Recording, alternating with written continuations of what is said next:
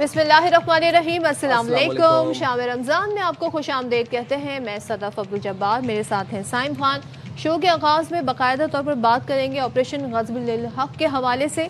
पाक फ़ौज की अफ़गान तालिबान और फितनातुल ख़वारिज के ख़िलाफ़ मुँह तोड़ जवाबी कार्रवाइयों का सिलसिला जारी है और हम देख रहे हैं पाक अफ़गान सरहद पर जनूबी वज़ीरिस्तान सेक्टर में अफ़गान तालिबान की पोस्टों को निशाना बनाया गया। शवाल से ज़रमिलान तक अफ़गान तालिबान की तमाम पोस्टों को मौसर तरीके से तबाह किया गया है। पाक फ़ौज की भरपूर कार्रवाइयों से अफ़गान तालिबान पसपाई का शिकार होकर फ़रार हो रहे हैं। सिक्योरिटी ज़राए ये बताते हैं ऑपरेशन ग़ज़बुल हक़ अपने अहदाफ के मुकम्मल हुसूल तक जारी रहेगा। बिल्कुल जारी रहेगा। पाकिस्तान ने पीर की शब काबुल में किए गए हमले में फितनल ख़वारिज और फितना अफ़गान तालिबान के एक कैंप को निशाना बनाया। ये कैंप काबुल में फ़ौजी इंस्टॉलेशन और इसी जगह पर दहशतगर्दों का बारूद असलहा जमा किया जाता था, मतलब एमओ स्टोरेज था। लेकिन अफ़गान तालिबान रजीम ने झूठा प्रोपोगेंडा करना शुरू कर दिया, एक नैरेटिव बनाना शुरू कर दिया कि ये मनशियात के आदी अफराद का अस्पताल है। अच्छा जी, जहाँ पे रिहैब है जिसको पाकिस्तान ने निशाना बनाया है, हकीकत में ये अस्पताल कैंप फोनिक्स से कई किलोमीटर दूर कायम है। ये एक्चुअल जिस का हवाला दिया जा रहा है अफ़गान तालिबान प्रोपोगेंडा में, ये टारगेट तो उससे बहुत किलोमीटर दूर है। तो ये इसको फिर डीबंक किया वज़ारत इत्तलात ने और ये बाकायदा फुटेजेस दिखाई गई और इमारतें दिखाई गई और ये सारा बयानिया फिर जो था वो बेनकाब किया गया। पाकिस्तान ने जहां जहां पर टारगेट अपने हिट किए वहां की फुटेजेस भी जारी करता है पाकिस्तान, वहां के इमेजेस भी जारी करता है, पूरी detailed information media, international media के साथ शेयर करता है। ऐसे में हम ये देख रहे हैं कि भारत भी अफगानिस्तान के इस प्रोपेगेंडे में कूद गया है और जिस तरीके से वहाँ पर इस चीज़ को एम्प अप किया जा रहा है वो हमारे सामने एम्पलीफाइड सूरत हाल में, एग्जैजुरेटेड सूरत हाल में सामने है। यूँ तो ज़ाहिर है तालिबान जिस तरह की अपने मुल्क में बात करते हैं कि उनके यहाँ एक सिस्टम है, इस्लामी निज़ाम है, लेकिन हम ये देख रहे हैं कि वहाँ से जो नैरेटिव आता है वो झूठ पर मबनी है, प्रोपेगेंडे पर मबनी है और यहाँ पर भी हम ये देख रहे हैं कि इस तरह का प्रोपेगेंडा किया जा रहा है। अल्लामा ताहिर अशरफी साहब ने हमें ज्वाइन किया है इस सारी सूरत हाल पर उनसे बात कर। अस्सलाम वालेकुम अल्लामा साहब, बहुत शुक्रिया आपने हमें ज्वाइन किया। ये बताइएगा, पाकिस्तान बड़ा वाज़ेह है और पाकिस्तान ये कहता है कि हम इस खत्ते में अमन चाहते हैं। बारहा हमने अमन को मौका भी दिया, हमेशा हमने डायलॉग की बात भी की, हमने अफ़गान तालिबान रजीम से मुतादिद मरतबा अमन की बात की, डायलॉग किए और उसके बाद हमने एक ही मुतालबा रखा कि अपनी सरजमीन को दहशत गर्दी के खिलाफ इस्तेमाल ना होने दें जिससे वो कतराते रहे। आज हम ये देख रहे हैं कि जब पाकिस्तान पर बिला इश्तियाल अटैक किया जाता है, पाकिस्तान राइट रखता है, हक रखता है उसका जवाब देने का, और जब हम जवाब देते हैं तो फिर हमारे खिलाफ झूठा प्रोपेगेंडा किया जाता है, जैसा कि इस अस्पताल से मुताल्लिक भी किया जा रहा है। जी अल्लामा साहब। जी बिस्मिल्लाहिर्रहमानिर्रहीम, नहमदुहु व नुसल्ली व नुसल्लिमु अला रसूलिहिल करीम। गुजारिश ये है कि ये जो कुछ अफगानिस्तान से हो रहा है या किया जा रहा है, हमारा मौक़िफ़ तो रोज़े अव्वल से वाज़ेह है कि पाकिस्तान के अंदर जो फितना ख़वारिज और फितना हिंदुस्तान जो कुछ कर रहे हैं, वहाँ पर अफ़गान अबूरी हुकूमत के ज़िम्मेदारान में से बहुत सारे लोगों की इनको हिमायत हासिल है। और अभी आप देखें चंद दिन पहले, इनके महीना डेढ़ पहले अफगानिस्तान के उलमा ने एक एलामिया जारी किया था और ये जो कुछ अभी कह रहे हैं उनकी सुप्रीम कोर्ट के एक जज, वो उसके बिल्कुल बरखिलाफ है। तो ये तो पाकिस्तान के मौक़िफ़ को वाज़ेह तौर पर जो है दुनिया के सामने तस्लीम इन्होंने कर लिया है कि जो पाकिस्तान में दहशत गर्दी हो रही है उसके ये मुआविन हैं और उसके ये मददगार हैं और ये पाकिस्तान के अंदर कत्ल क़िताल और दहशत गर्दी को फ़रोग़ देने में अपना हिस्सा अदा कर रहे हैं। जहाँ तक बात है शरीयत की और कुरान और सुन्नत की, तो हमने मुतादिद मरतबा कहा है, मैं आज फिर दावत देता हूँ मुल्ला हैबतुल्लाह साहब को कि वो दुनिया इस्लाम के 20, 30, 100 जितने चाहें उन उलमा को मुंतखब करें, उनके नाम अनाउंस करें और मक्का मुकरमा में बैठ के हम फैसला कर लेते हैं कि क्या जो कुछ पाकिस्तान के अंदर अब तक अफगानिस्तान से हुआ है और 1 लाख पाकिस्तानियों को जो शहीद किया गया है और पाकिस्तान के अंदर मस्जिदों, इमाम बारगाहों, बाजारों, पार्कों, पाकिस्तान की सिक्योरिटी फोर्सेस पर हमले, क्या ये कुरान और सुन्नत के मुताबिक है या ये दहशत गर्दी और फसाद है? पहली बात तो ये है कि अफगानिस्तान के जो उलमा हैं, ये तो साहब जिन्होंने یہ فتویٰ دیا ہے یا اس طرح کے لوگ جو ہیں ان کی تو کوئی علمی حیثیت نہیں ہے، لیکن جو وہاں کے اکابر علماء ہیں وہ بھی ہمارے مدارس کے طالب علم رہے ہیں، ہمارے مدارس سے پڑھے ہیں۔ حضرت مولانا مفتی تقی عثمانی صاحب خود جو ہے مولانا انوار الحق حقانی صاحب یہ حضرات افغانستان گئے اور قرآن و سنت کے مطابق ان حضرات کو بتایا کہ آپ یہ جو کچھ پاکستان میں ہو رہا ہے یہ دہشت گردی ہے، یہ جہاد نہیں ہے۔ جہاد وہ کہلائے گا جو ظلم کے خلاف ہوگا۔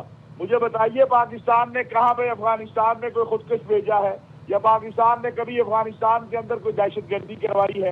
جبکہ ہم تقریباً پاکستان میں جب سے افغان عبوری حکومت آئی ہے طالبان کی، جو پاکستان میں دہشت گردی ہوئی ہے اس میں 80% جو ہے وہ افغانستان سے اس میں ملوث ہے۔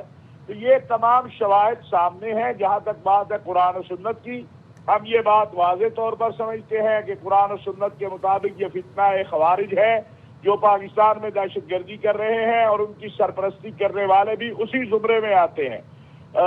یہ ممکن نہیں ہے۔ قرآن و سنت جو ہے وہ نہ میرا ہے نہ افغانستان کے کسی مولوی صاحب کا ہے، وہ ہے جو اللہ اور اللہ کے رسول صلی اللہ علیہ وسلم نے فرمایا ہے، اور اس فیصلہ بھی اس کے مطابق ہوگا۔ لہذا اگر یہ سمجھتے ہیں تو ملا ہیبت اللہ صاحب آج تو واضح ہو گیا، کیونکہ یہ 2 دن سے یہ ویڈیو چل رہی ہے اور یہ ایک ذمہ دار شخصیت ہے وہاں کی۔ پہلے تو اور وہاں کے لوگ بولتے تھے، اگرچہ ان کا تعلق بھی افغان طالبان کے ساتھ تھا، لیکن یہ ایک ذمہ دار آدمی جب یہ فتویٰ جاری کر رہا ہے اور یہ بات کہہ رہا ہے تو کیا اس کے خلاف تو ملا عبد اللہ صاحب نے ایکشن لیا؟ نہیں لیا۔ یہ اب واضح کرتا ہے کہ ان کے عزائم کیا ہے، اور اس وقت جس طرح ہندوستان اور اسرائیل ان کو استعمال کر رہا ہے وہ ہم سب کے سامنے ہے، اور انشاءاللہ پاکستان کی فوج ظلم کے خلاف جو بھی کارروائی کرتی ہے وہ جہاد ہے۔ پاکستان کی فوج اپنی سرحدوں کی حفاظت کرتی ہے، وہ جہاد ہے۔ پاکستان کے سلامتی کے ادارے اور ہماری پولیس اپنے لوگوں کا تحفظ کرتی ہے، یہ جہاد ہے۔ پاکستان نہ ظلم کرتا ہے اور نہ ہی ظلم کو برداشت کرے گا، اور نہ ہی کسی کو اپنے لوگوں پر ظلم کرنے دے گا۔ یہ بات سب کے ذہن میں ہونی چاہیے۔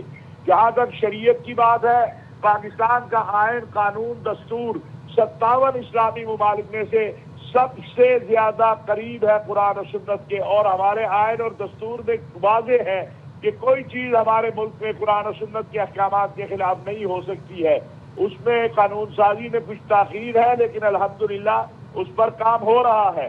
تو یہ وہ چیزیں ہیں جو میں نے آپ کے سامنے بھی رکھی ہے، اپنی قوم کے سامنے بھی، اور اب یہ جو لوگ کچھ اف اینڈ بٹ کرتے ہیں یا ان کے سہولت کار بنتے ہیں، ان کو بھی اب یہ واضح ہو جانا چاہیے کہ پاکستان کے اندر جو دہشت گردی ہو رہی ہے اور پاکستان کے خلاف جو فتنہ خوارج اور فتنہ ہندوستان نے جو دہشت گردی لانچ کر رکھی ہے، اس میں افغانستان کے اندر افغان موجودہ عبوری حکومت کے اور افغان طالبان کے بعض عناصر اس کی سرپرستی کر رہے ہیں، اور اس فتوے کے بعد تو اگر یہ میں کہوں کہ براہ راست حکومت اس کی سرپرستی کر رہی ہے تو بالکل یہ غلط بات نہیں ہوگی۔ علامہ صاحب صرف پاکستان ہی نہیں، ہم تو UN کی رپورٹ کا حوالہ بھی دیتے ہیں، ہم یورپین کمیشن کی رپورٹ کا حوالہ بھی دیتے ہیں، خود وہ ممالک جو باقاعدہ طور پر اس ساری ثالثی کا کردار ادا کر رہے تھے مذاکرات کے دور میں، ہم ترکی کی بات کریں، ہم قطر کی بات کریں، سب یہ جانتے ہیں کہ یہاں پر کتنے فیکشنز ہیں افغانستان میں، کتنی دہشت گردی کے یہاں پر کیمپس ہیں، مختلف فیکٹرز ہیں، اور ہمیشہ سے جب ڈائلاگ بھی ہو رہے تھے وہ ڈائلاگ ڈیڈ لاک کا یا وہ ڈائلیگ ناکام اس لیے ہوئے تھے کیونکہ یہ فیکٹرز جو تھے، یہ جو فیکشنز تھے، یہ مان نہیں رہے تھے، اور ہمیں بے بس نظر آ رہی تھی طالبان کی جو وہاں پر افغان رجیم ہے ان کے آگے۔ تو ظاہر ہے یہ تو ایک ریکگنائزڈ دہشت گرد تنظیمیں ہیں جن کے بارے میں یہاں پر بات کی جا رہی ہے۔ ان کے فتوے جو ہیں اس کے بارے میں پھر آپ کیا سگنیفیکنس دیں گے؟ اس کی امپورٹنس کیا ہے، پھر اس کی اہمیت کیا ہے؟ اس فتوے کی ایک 0 سے بھی کم اہمیت ہے، اس لیے کہ فتویٰ وہی ہوگا جو قرآن و سنت کے مطابق ہوگا۔ فتویٰ وہ نہیں ہوگا جو کسی مولوی صاحب کی یا داڑھی والے کی، پگڑی والے کی خواہشات پر ہوگا۔ قرآن یہ کہتا ہے وَمَن يَقْتُلْ مُؤْمِنًا مُتَعَمِّدًا فَجَزَاؤُهُ جَهَنَّمُ خَالِدًا فِيهَا، جو کسی مومن کو، ایمان والے کو قتل کرے گا وہ ہمیشہ ہمیشہ جہنم میں رہے گا۔ قرآن یہ کہتا ہے کہ جس نے کسی ایک جان کو قتل کیا اس نے پوری انسانیت کو قتل کیا۔ رسول اکرم صلی اللہ علیہ وسلم نے ہمیں خوارج کے حوالے سے پوری نشانیاں بتائی ہیں جو ان خارجیوں کے اندر پائی جاتی ہیں. لہذا یہ بات بڑی واضح ہے کہ پاکستان ظلم کے خلاف. مجھے بتائیے، میرا سوال ہے ان افغانستان والوں سے کہ کیا 1 لاکھ پاکستانی آپ کے ہاں سے ہونے والی دہشت گردی کا نشانہ نہیں بنا؟ تو ظالم کون ہے؟ ظالم آپ ہیں جو سرپرستی کر رہے ہیں ان خارجیوں کی، اور وہ BLA کی صورت میں ہو، وہ القاعدہ کی صورت میں ہو، وہ TTP کی صورت میں ہو، وہ داعش کی صورت میں ہو. تو سرپرستی تو آپ کر رہے ہیں.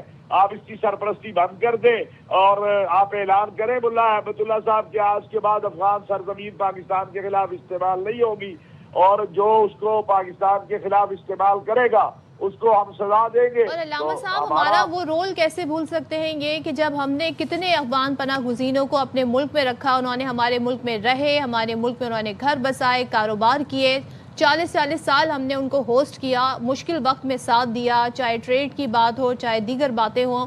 اس کے باوجود بھی ہم دیکھ رہے ہیں پاکستان سے ہاسٹیلٹی ان کی کم نہیں ہوتی بیکاز آف بھارت. امریکہ بھارت کی ایما پر جو ہے یہ تمام تر صورتحال افغانستان کی طرف سے ہوتی ہے. دیکھیے، گزارش تو وہی ہے جو میں نے پہلے عرض کی ہے کہ کوئی شرعی، قانونی، اخلاقی دلیل ان کے پاس نہیں ہے. آپ مجھے بتائیے، ملا عمر نے بدھا کا مجسمہ جو ہے اس کو گرایا تھا، اس کو توڑا تھا. امیر خان متقی صاحب نے جو پریس کانفرنس کی بیٹھ کے ہندوستان میں، وہ بدھا کے مجسمے کے نیچے کی. تو یہ تو خود جس امیر المومنین کے نام کے اوپر اپنی ساری امپائر سجائے ہوئے ہیں، اپنی ساری عمارت بنائے ہوئے ہیں، یہ اس کے وفادار نہیں ہوئے تو ہمارے کہاں سے وفادار ہوں گے؟ یہ پاکستان نے کیا کچھ نہیں کیا ان کے لیے، لیکن آج آپ کے سامنے ہے کہ ہمارے بچوں کا یہ خون بہا رہے ہیں. اور اب تو دنیا کے سامنے آ گیا ہے کہ یہ بیچارے لوگوں کو نشہ دے کے اور ان کو خودکش کے لیے تیار کرتے ہیں، اور وہ پھر آگے خودکش پاکستان میں کرتے ہیں. ہم دلیل سے بات کرنے کے لیے دعوت دے رہے ہیں. عالمی دنیا بھی پاکستان کے موقف کے ساتھ ہے.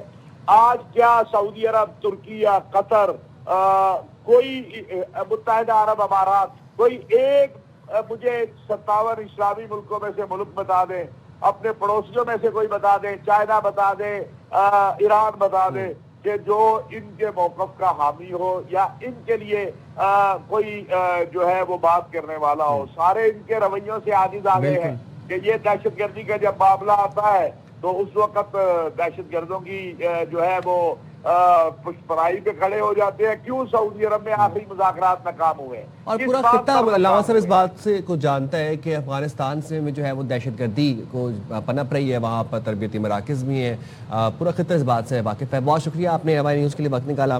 یہاں پر آپ کو ایک اور خبر سے بھی اپڈیٹ کریں. بلوچستان میں دہشت گردی کا ایک بڑا منصوبہ ناکام بنایا گیا. فورسز نے خودکش حملے کے لیے تیار کی گئی خاتون کو گرفتار کر کے کوشش ناکام بنائی. اب یہ آپ چین دیکھ رہے ہیں، یہ فتنہ الخوارج، فتنہ الہندوستان، یہ ان کا پیٹرن ہے. خوزدار سے تعلق رکھنے والی لائبہ نے بتایا کہ دہشت گردوں نے مزید لڑکیوں کو تیار کرنے کا کہا. جولائی 2025 میں TTP کمانڈر ابراہیم سے رابطہ ہوا، جس کی باتوں سے متاثر ہو کر خودکش حملے کے لیے راضی ہو گئی. ابراہیم نے دوسرے کمانڈر دلجان سے رابطہ کروایا، جس نے خودکش حملے کے لیے بلوچ یکجہتی کمیٹی BYC کی ڈاکٹر سبیحہ سے ملوانا تھا. اور مزید لائبہ نے کیا کہا، ذرا آپ اسی کی زبانی سن لیں. میں ضلع خوزدار کی تحصیل زیری کی گاؤں چشمہ کی رہائشی ہوں. گزشتہ سال جولائی میں میرا رابطہ تحریک طالبان کے کمانڈر ابراہیم عرف قاضی ماما سے ہوا اور خودکش بننے کے لیے میری ذہن سازی کی. بعد میں کمانڈر ابراہیم میرا رابطہ کمانڈر دلجان سے کروایا. کمانڈر دلجان نے بتایا کہ وہ مجھے خودکش ٹریننگ کے لیے ڈاکٹر سبیحہ BYC والے سے ملوائے گا. انہوں نے مجھے ہدایت دیا کہ میں مزید لڑکیوں کو فدائی کے لیے تیار کروں. کمانڈر دلجان نے مجھے اپنے ساتھ کیمپ لے کر جانا تھا اور خودکش مشن کے لیے ٹارگٹ کا بتانا تھا، لیکن خوزدار پہنچنے پر مجھے گرفتار کر لے گیا. آج کے بعد ایسے کام نہ کرنے کا وعدہ کرتی ہوں. اپنے جیسے لڑکیوں کو بتانا چاہتی ہوں کہ وہ اسی طرح کے غلط کاموں سے خود کو دور رکھیں. اور اس موقع پر آپ نے دیکھا کہ وزیر اعلیٰ بلوچستان بھی وہاں پر ساتھ تھے. تو وزیر اعلیٰ بلوچستان کا کہنا تھا افغانستان دہشت گردوں کی محفوظ پناہ گاہ ہے، دہشت گرد بلوچ خواتین کا استحصال کر رہے ہیں. بشیر زیب اور BLA نے خواتین کا احترام ہی ختم کر دیا ہے. مزید وہ کیا کہہ رہے تھے، دیکھتے ہیں. نے کہانی ہے وہ آپ کو بتائی. یہ پیورلی ایک ہیومن انٹیلیجنس بیسڈ آپریشن تھا. ایک بہت بڑی تباہی سے نہ صرف معصوم لوگوں کی جانوں کو بچایا. People of Balochistan those who are giving us these informations کہ اس طرح کی انفارمیشن جو ہے وہ کنٹینیوسلی شیئر ہو رہی ہے. اب سیکورٹی ایجنسیز جو ہیں وہ اس طرح کے آپریشنز میں جو ہے ان کی تعداد دن بدن بڑھتی جا رہی ہے. بلوچ خواتین کو ایکسپلائٹ کیا جا رہا ہے. بلوچ کو کس طرف لے کے جا رہے ہیں بلوچیت کے نام پر؟ کیا ہمارا معاشرہ، کیا ہماری غیرت، کیا ہمارے بزرگوں کے روایات اس کی ہمیں اجازت دیتے ہیں؟ بہت زیادہ احتیاط کرتے ہیں. خواتین کے بارے میں کوئی ایسا سٹیپ نہ اٹھائیں کہ جس سے خواتین کا احترام ہے ہارم نہ ہو. یہ احترام کس نے ختم کیا؟ بشیر زیب اینڈ کمپنی نے ختم کیا. یہ احترام کس نے کیا؟ BLA نے ختم کیا. بلوچ کو ایک لا حاصل جنگ کی طرف دھکیلا جا رہا ہے اور ان بچوں کی ذہن سازی کی جا رہی ہے جو پختہ ذہن نہیں ہے. ریاست پاکستان کے خلاف ایک بھرپور قسم کی لڑائی شروع کی گئی ہے. کون ہے یہ ڈاکٹر صبیہ؟ کیا آپ لوگوں کو نہیں پتا کہ وہ کہاں ایکٹیو ہے؟ وہ پراکسیز ہیں BLA کی. کیا بشیر زیب آ کے پریس کلب کے سامنے آپ کے کوئی پریس کانفرنس کر سکتا ہے؟ لیکن she can do it. This is what ریاست پاکستان کے اگینسٹ کس منظم انداز میں کام کیا جا رہا ہے. تو بلوچستان کو ایک دفعہ پھر سے ایک بہت بڑی دہشت گردی کارروائی سے بچا لیا گیا. سیکیورٹی فورسز نے بر وقت کارروائی کی. ہیومن انٹیلیجنس بیسڈ یہ آپریشن تھا اور یہاں پر ایک بات بڑی انٹرسٹنگ ہے کہ ہیومن انٹیلیجنس کے اوپر اب آپریشنز کیے جا رہے ہیں بلوچستان کے اندر، وچ مینس کہ بلوچستان کے عوام اور سیکیورٹی فورسز ایک پیج پر ہیں. BYC جیسی تنظیمیں جو کہ محرومیوں کا رونا روتی ہیں اور جو کہ مسنگ پرسنز کی ایک لسٹ ہے ان کے پاس جس کا وہ رونا روتی ہیں اور اس کا وہ ایک ڈرامہ رچایا جاتا ہے، وہ خواتین کو ذہن سازی کر کے انہیں کو ہی سوسائڈ بامبرز بنانا چاہ رہی ہیں. بالکل. بیرسٹر دانیال چودھری نے ہمیں جوائن کیا. تھینک یو سو مچ دانیال صاحب فار جوائننگ اس. ہم یہاں پر دیکھ رہے ہیں کہ بات حقوق کی جاتی ہے لیکن خود یہاں پر بلوچ نوجوانوں اور خواتین کو خودکش دھماکوں کے لیے تیار کیا جا رہا ہے. ظاہر ہے ہم یہاں دیکھ رہے ہیں کہ کس طریقے سے اب سافٹ ٹارگٹ جو ہے خواتین ہوتی ہیں ان کو استعمال کر کے یہ اپنے مضمون مقاصد تک پہنچنا چاہتے ہیں. کیسے اس کا سد باب ضروری ہے اور آپ کیا کہنا چاہیں گے کہ بڑا کامیاب اس حوالے سے آپریشن رہا اور ٹائملی طور پر یہ تمام تر چیزوں سے ہم آگاہ ہو گئے؟ جی بالکل سر، دیکھیں یہ بالکل بڑا ٹینگی یہ آپریشن ہوا اور بڑا کامیاب آپریشن، اور یہ اس میں آپ کو ایک نظر آتی ہے کس طرح آپریشن میں کس طرح ان بچیوں کو، معصوم بچیوں کو بیٹ بنا کر ان کو بلیک میل کیا جاتا ہے، ان کیا جاتا ہے. یہاں آپ کر کے چیزیں استعمال کر کے آپ ان کا برین واش کرتے ہیں، آپ ویڈیوز دکھاتے ہیں، ان لوگ کرتے ہیں. اور یہ انوسنٹ مائنڈز جن کو نہیں پتا کہ what to do and what is right and what is wrong. لیکن یہ جو گورنمنٹ کی اور بلوچستان گورنمنٹ کی اور سیکورٹی فورسز اور ایجنسیز کی جو کامیابی ہے، یہ بہت بڑی کامیابی اس طرح ہے نکل کر ان کو سامنے لے کے آئے ہیں. کیونکہ ایک دفعہ کوئی جیکٹ پہن لے تو اس کو اتارنا بڑا مشکل کام ہوتا ہے، لیکن اس پورے نیکسس کو ایکسپوز کرنا کو کیسے آئے تھے سے آتے ہیں، اس میں ہندوستان کا بہت بڑا رول ہے. کس طرح پراکسیز کے تھرو پیسے لگاتے ہیں، پیسے انویسٹ کرتے ہیں. یہ لوگ جو ان بچوں کو استعمال کرتے ہیں، ان بچیوں کو استعمال کرتے ہیں، ان کا نہ کوئی دین ہے، نہ مذہب ہے، نہ ملک ہے، نہ صوبہ ہے.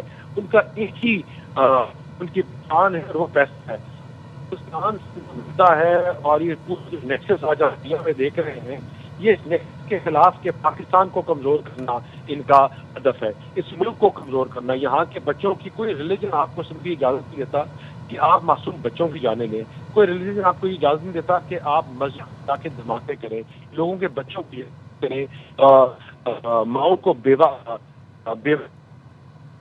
تو this is the nexus that has been exposed. انشاءاللہ آگے آنے والے دنوں میں یہاں سے جو اور شواہد چیزیں ملی ہیں اس سے بڑے ڈیپر اور زیادہ اسٹرانگر آپریشن کیے جائیں گے. اور یہ پورے پاکستان میں جہاں جہاں سلیپر سیلز ہیں اور جہاں جہاں یہ پاکستان میں ان لوگوں کا مائنڈ واش چل جا رہا ہے، اٹھا کے اٹھایا جائے گا اور ان کو کیسے کیا جائے گا.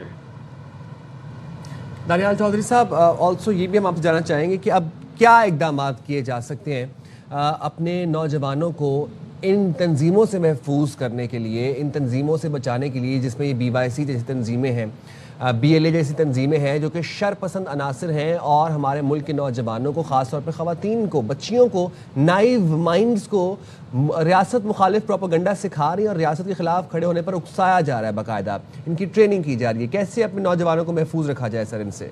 دیکھیں اس میں 3 سٹیج جو ہے نا ڈیفنس آپ کو میکانزم تیار کرنا پڑے گا اور تیار کیا جا رہا ہے.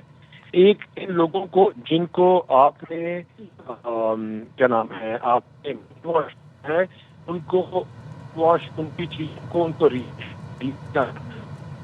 بتانا اور کس طرح ان کو غلط استعمال کیا جا رہا ہے.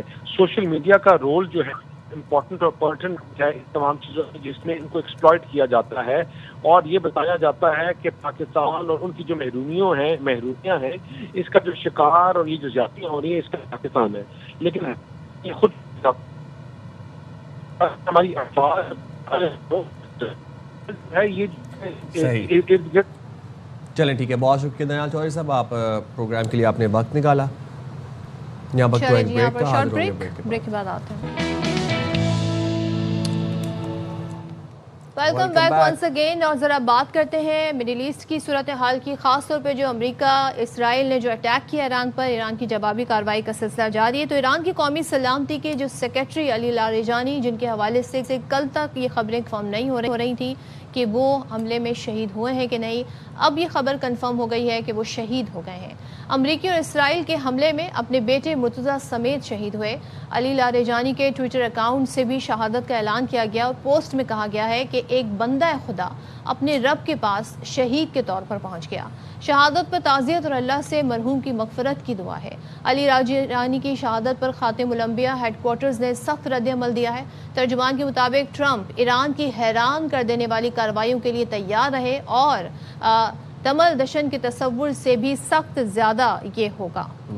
اچھا, اور علی لاریجانی ایک بہت بہادر کریجیس وہ لیڈر تھے اور انہوں نے ہمیشہ بہادری سے لڑا, وہ نہ جھکے نہ ڈرے, اور ہمیں بلکہ جب القدس ریلی ہوئی تو ہمیں سڑکوں پر بھی چلتے ہوئے نظر آئے. وہ پاکستان کا دورہ بھی کرتے تھے, پاکستان کو اپنا بھائی کہتے تھے. اور ابھی یہ کچھ دن پہلے کی ان کی مناظر تھے. اچھا, وہ نڈر تھے, وہ بالکل توحید پر کھڑے رہے اور آخری دم تک کھڑے رہے. خطے میں امریکہ کی 50 سال کی سرمایہ کاری کو تباہ کر دیں گے, یہ اب علی لاریجانی کے شہید ہونے کے بعد ایران کا موقف ہے, ایران کا رد عمل ہے. اب دشمن اپنی ناکامی چھپانے کے لیے جنگی جرائم کا مرتکب ہو رہا ہے. اچھا, ایران ہمیشہ سے بڑا خطرہ رہا ہے. وائٹ ہاؤس میں صحافیوں سے گفتگو کرتے ہوئے اب ڈونلڈ ٹرمپ نے یہ کہا کہ اوباما کے ایران نیوکلیئر معاہدے کو ختم نہ کرنے کی صورت میں 4 سال قبل نیوکلیئر جنگ یا ہولوکاسٹ ہو سکتا ہے. لیکن اب ہر لحاظ سے ایران کو بری طرح نقصان پہنچایا اور ابھی فوری جنگ نہیں رکے گی. اچھا, کبھی وہ کہتے ہیں فوری جنگ نہیں رکے گی, کبھی وہ کہتے ہیں ہلکی پھلکی ہنٹ دے رہے ہوتے ہیں کہ it will be over very soon, it will be over soon. Larijani کے شہید ہونے کے بعد بھی انہوں نے یہ ایک اندیا دیا, ایک ہنٹ دی کہ now everything is done and now it will be over soon. But who knows Donald Trump کس دن وہ منہ اٹھا کے وکٹری ڈکلیئر کریں گے, وی نیور نو, بٹ لگتا ہے کہ وہ دن قریب ہے. اچھا جی, ایران کے وزیر خارجہ عباس عراقچی کہتے ہیں کہ اعلیٰ رہنماؤں کی شہادت سے نظام کو ہلایا نہیں جا سکتا. یہ ایک ایسا نظام ہے جو اداروں پر قائم ہے. الجزیرہ کو انٹرویو دے رہے تھے. ایران میں سیاسی, اقتصادی اور سماجی ادارے مستحکم ہیں. انہوں نے کہا ایک فرد کی موجودگی یا غیر موجودگی اس مضبوط ڈھانچے کو متاثر نہیں کر سکتی ہے. علی لاریجانی کی شہادت کے بعد ایران نے اسرائیل پر میزائل کی بارش کر دی ہے. پاسداران انقلاب کے مطابق 61 افراد ہلاک اور 230 زخمی ہوئے. اسرائیلی وزارت صحت نے 24 گھنٹے میں 192 افراد کی زخمی ہونے کی تصدیق کی ہے, جبکہ تل ابیب, براق اور رتمگان میں 2 اسرائیلی ہلاک ہوئے ہیں. ایران نے تل ابیب پر خرمشر 4 اور قدر اماد اور خیبر شکن میزائل داغے ہیں. اچھا, اور 100 سے زائد فوجی اور سیکیورٹی اہداف کو نشانہ بھی بنایا گیا. تل ابیب کے ریلوے اسٹیشن پر بھی میزائل لگے, جس سے جو بوگیاں تھیں ریلوے جو ٹرین کی اس کے شیشے ٹوٹے. اور امریکی طیارہ بردار بحری بیڑا, اچھا یہ سننے والی خبر ہے کہ امریکی طیارہ بردار جو بحری بیڑا ہے USS جیرالڈ فورڈ بڑا مشہور طیارہ بردار جہاز ہے امریکہ کا, وہ جناب اب واپس بندرگاہ روانہ ہو گیا ہے. بلومبرگ یہ بتا رہا ہے کہ جیرالڈ فورڈ میں آگ لگی لانڈری سیکشن میں, جس کی وجہ سے اس کو واپس بلا لیا گیا ہے. اور لانڈری ایریا میں آگ لگنے کے باعث کافی امریکی فوجی جو تھے وہ 600 سے زیادہ امریکی فوجی اپنے بستروں کے بغیر ان کو رہنے پر مجبور ہونا پڑا, بستروں سے محروم ہو گئے کیونکہ وہ جیرالڈ فورڈ میں آگ لگ گئی تھی. تو خیر, اب جیرالڈ فورڈ جو ہے وہ اب اس پوری جنگی کارروائی کے اندر حصہ نہیں لے رہا ہے, واپس لنگر انداز ہو گیا ہے بیڑے کے اوپر. اور ساتھ ہی جی, ایران کی جانب سے پڑوسی اور خلیجی ممالک پر حملے جاری ہیں اور امریکی جو اڈے ہیں ان کو نشانہ بنایا جا رہا ہے. ساری صورتحال پر ہم بات کر لیتے ہیں کہ کیا یہ معاملات آگے مزید جا رہے ہیں, کیا صورتحال اس پر بن سکتی ہے, کیونکہ نیٹو کو بھی کہا تھا ڈونلڈ ٹرمپ نے, مگر نیٹو کی طرف سے کوئی جواب نہیں آیا. سابق سفیر نگمانہ ہاشمی ہمارے ساتھ موجود ہیں. थैंक यू सो मच नगमाना साहिबा, आपने ज्वाइन किया। ये बताएगा, नेशनल काउंटर टेररिज्म सेंटर के डायरेक्टर जो कैंट ने एहतजाजन इस्तीफ़ा दिया और कहा कि ईरान पर हमलों का कोई जवाज़ नहीं है, मतलब इसकी हिमायत मेरे लिए नामुमकिन है। इत्तेहादी ही नहीं, अब हम देख रहे हैं कि ट्रंप के करीबी साथी भी उनका साथ छोड़ रहे हैं। किसी को इस बात में कोई लॉजिक, कोई मंतक नज़र नहीं आ रही है। इसको आप किस तरीके से देखती हैं?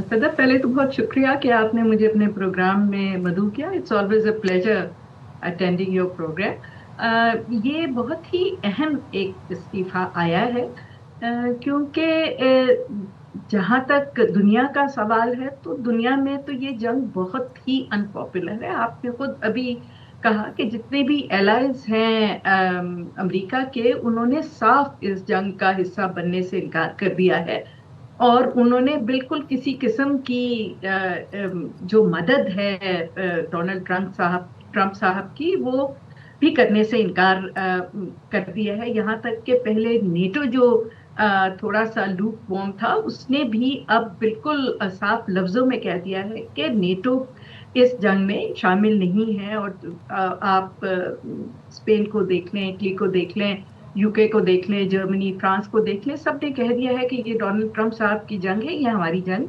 नहीं है।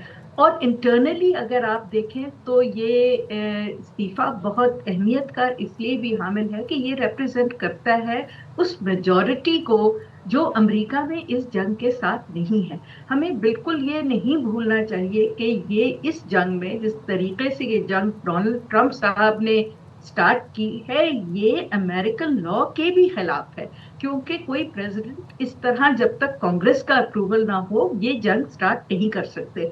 इन्होंने ना कांग्रेस का अप्रूवल लिया, ना इनके पीछे किसी भी तरह की कोई यूएन की बैकिंग है। इसी तरह जितनी भी जंगें अब तक अमेरिका ने की हैं, हमारे खित्ते में भी बहुत की है, मिडिल ईस्ट में, नॉर्थ अफ्रीका में, उनमें एटलीस्ट उन प्रेसिडेंट्स ने अपने जो उनके इंटरनल प्रोसीजर्स थे वो पूरे किए थे, कांग्रेस को एतमाद में लिया था, अपनी बाकी स्टेक होल्डर्स को एतमाद में लेके एक उन्होंने पीछे अपनी बैकिंग बनाई थी, जस्टिफिकेशन बनाई थी कि क्यों ये वॉर जरूरी है।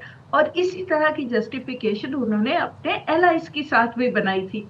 डोनाल्ड ट्रंप ने कोई भी ये स्टेप फॉलो नहीं किया, विद द रिजल्ट कि आप उनके स्टैटिस्टिक्स अगर आप देखें तो इस वक्त 70% से ज्यादा लोग जो हैं वो अमेरिका में इस जंग के हिमायती नहीं है, और डेमोक्रेट्स में तो तकरीबन 86% लोग जो हैं वो इसके मुखालिफ हैं। और अब इस जंग में जिस कदर नुकसान अमेरिका को हो रहा है और जिस तरह वहां पे अशिया महंगी हो रही हैं, तो अनपॉपुलैरिटी बढ़ती जा रही है डोनाल्ड ट्रंप साहब की।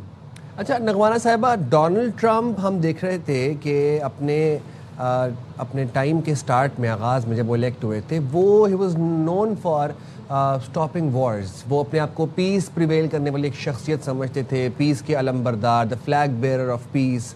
और फिर उसके बाद वो जंगे रुकवा के बड़ा खुश भी फील होते थे, करते थे, प्राउड फील करते थे। अब डोनाल्ड ट्रंप एक ऐसी एंडलेस वॉर में कदम रख चुके हैं जो कि उनकी थी भी नहीं, और इससे उनका पॉपुलैरिटी ग्राफ तो गिरा ही गिरा है, साथ ही उनको बिलियंस ऑफ डॉलर्स नुकसान भी हो रहा है, हर दिन हो रहा है। उनके पास अब मिज़ल्स कम पड़ते जा रहे हैं, समझ नहीं आ रही कि वो मिज़ल्स अमेरिका को दिए जाए, इसराइल को दिए जाएं या गल्फ़ ममालिक को दिए जाएं। गल्फ़ ममालिक की तरफ से प्रेशर बहुत ज़्यादा है। आपको लगता है कि डोनाल्ड ट्रंप इस वॉर से अलहदा होना चाह रहे हैं, डिटैच करना चाह रहे हैं अपने आप को, लेकिन ज़ायनिस्ट लॉबी का प्रेशर इतना ज़्यादा है कि वो कर नहीं पा रहे अपने आप को? देखिए, सबसे पहली बात तो ये है कि ये सिर्फ जो इनकी हिकमत अमली है वो ये ईरान पे हमले से तो शुरू नहीं हुई। अगर आप थोड़ा सा तारीख को अपने जहन में रखें तो पहले जो टर्म थी डोनाल्ड ट्रंप की, उसमें उन्होंने न्यूट्रलाइज किया बहुत सारी गल्फ स्टेट्स को और नॉर्थ अफ्रीकन को अब्राहम अकॉर्ड्स के चक्कर में, ठीक है ना, उनको इन्वेस्टमेंट्स और ये वो करके तो उन्होंने अब्राहम अकॉर्ड्स करवा दिए उनका, ताकि ईरान के उससे थोड़ा सा उनको हटा दिया जाए। फिर उन्होंने बड़े अपने सेकंड टर्म में आते ही, देखिए, जो पहला उनका डिसीजन था वो था कि अपना जो उनकी मिनिस्ट्री वो डिपार्टमेंट ऑफ डिफेंस था उसका उन्होंने नाम चेंज करके डिपार्टमेंट ऑफ वॉर रख दिया। बिल्कुल एग्जैक्टली तो उससे ही बहुत सारे लोग, हमने लिखा भी, आप लोगों ने भी बात की कि वो एक बहुत क्लियर इंडिकेशन थी कि इनकी बिल्कुल किसी किस्म की पुरअमन रहने की हिकमत अमली नजर नहीं आती। और फिर आपने उसके बाद देखा कि गजा में क्या हुआ, किस कदर की खूरेजी हुई, किस तरह का जेनोसाइड हुआ और किस तरह उस पे कॉन्स्टेंटली उसको अमेरिका ने सपोर्ट किया। यहाँ तक कि जितना ज्यादा वीटो का इस्तेमाल अमेरिका ने गजा के सिलसिले में किया वो कभी पहले शायद नहीं किया था। और फिर जुलाई में उन्होंने हमला भी कर दिया ईरान के ऊपर, इसराइल ने पहले किया, फिर उन्होंने अपना वो जो उनका बम का बस्टर है वो बम फेंक के उन्होंने कहा कि जी हमने सारा कुछ इनका खत्म कर दिया है। तो ये तो कहना दुरुस्त नहीं है कि शायद इस वक्त अब वो किसी प्रेशर के अंडर आके और वो वॉर की तरफ चले गए। मेरा तो ख्याल है वो अपनी पहली टर्म का जो उन्होंने स्टार्ट किया था कि इजराइल को सपोर्ट करना है, बाकी लोगों को डाइल्यूट करना है यहाँ और ग्रेटर इजराइल बनाना है, वो अपने उस ही एजेंडे पे भरपूर तरीके से आगे चलते जा रहे थे। लेकिन ईरान के सिलसिले में उन्होंने बहुत बड़ी मिसकैलकुलेशन कर ली।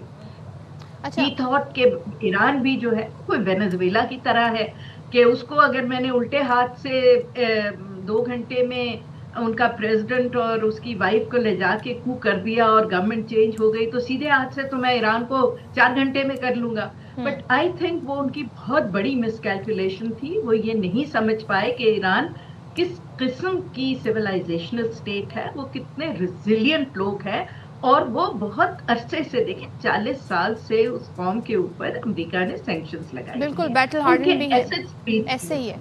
तो वो बहुत मजबूत और स्ट्रेटेजिक थिंकिंग वाली कौम है। बिल्कुल। Thank you so much नगमाना Hashmi साहिबा हमारे साथ थी। और ज़ाहिर है डोनाल्ड ट्रंप साहब दावे कितने भी करें, हकाइक सबके सामने है कि इस वक्त जी डोनाल्ड ट्रंप को पॉलिटिकल जो आप कैपिटल कह लें, जो उनकी साख है, सब कुछ डाउनग्रेड हो रही है और अगर वो जल्दी समझ लें तो उनके लिए ही बेहतर है। अच्छा जी, एक अपडेट है हमारे पास प्रोग्राम में, ज़रा वो भी शेयर कर लेते हैं आपके साथ। वज़ीर आला मरीम नवाज़ के लिए नए खरीदे गए जहाज़ की तहकीकात के लिए तहरीक इल्तवा पंजाब असम्बली में जमा करा दी गई। तहरीक इल्तवा PTI के रुकन शेख इम्तियाज़ ने जमा कराई। नईम अशरफ बट हमें इस वाले से अपडेट करेंगे, लेकिन आपको बताएं कि तहरीक इल्तवा में कहा गया है कि महंगाई के दौरान अरबों रुपए के जहाज़ खरीदने की तहकीकात की जाए। हुकूमत पंजाब ने नया लग्जरी जहाज़ खरीदा, तफसीलात आवाम से छुपाई जा रही हैं। तहरीक इल्तवा में पेपरा रूल्स की खिलाफ वर्जी और हुकूमत से टेंडर की तफसीलात तलब की गई हैं। जहाज़ की फ़ी घंटा ऑपरेशनल लागत हुकूमत ने नहीं बताई।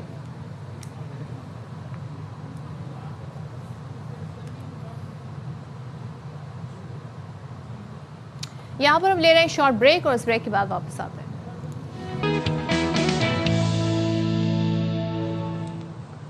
वेलकम बैक जनाब। एक और अपडेट है वो भी शामिल कर लेते हैं प्रोग्राम में। वज़ीर आला खैबर पख्तूनख्वा सुहेल आफरीदी के साथ मौजूद स्पेशल ब्रांच सिक्योरिटी स्टाफ तब्दील कर दिया गया।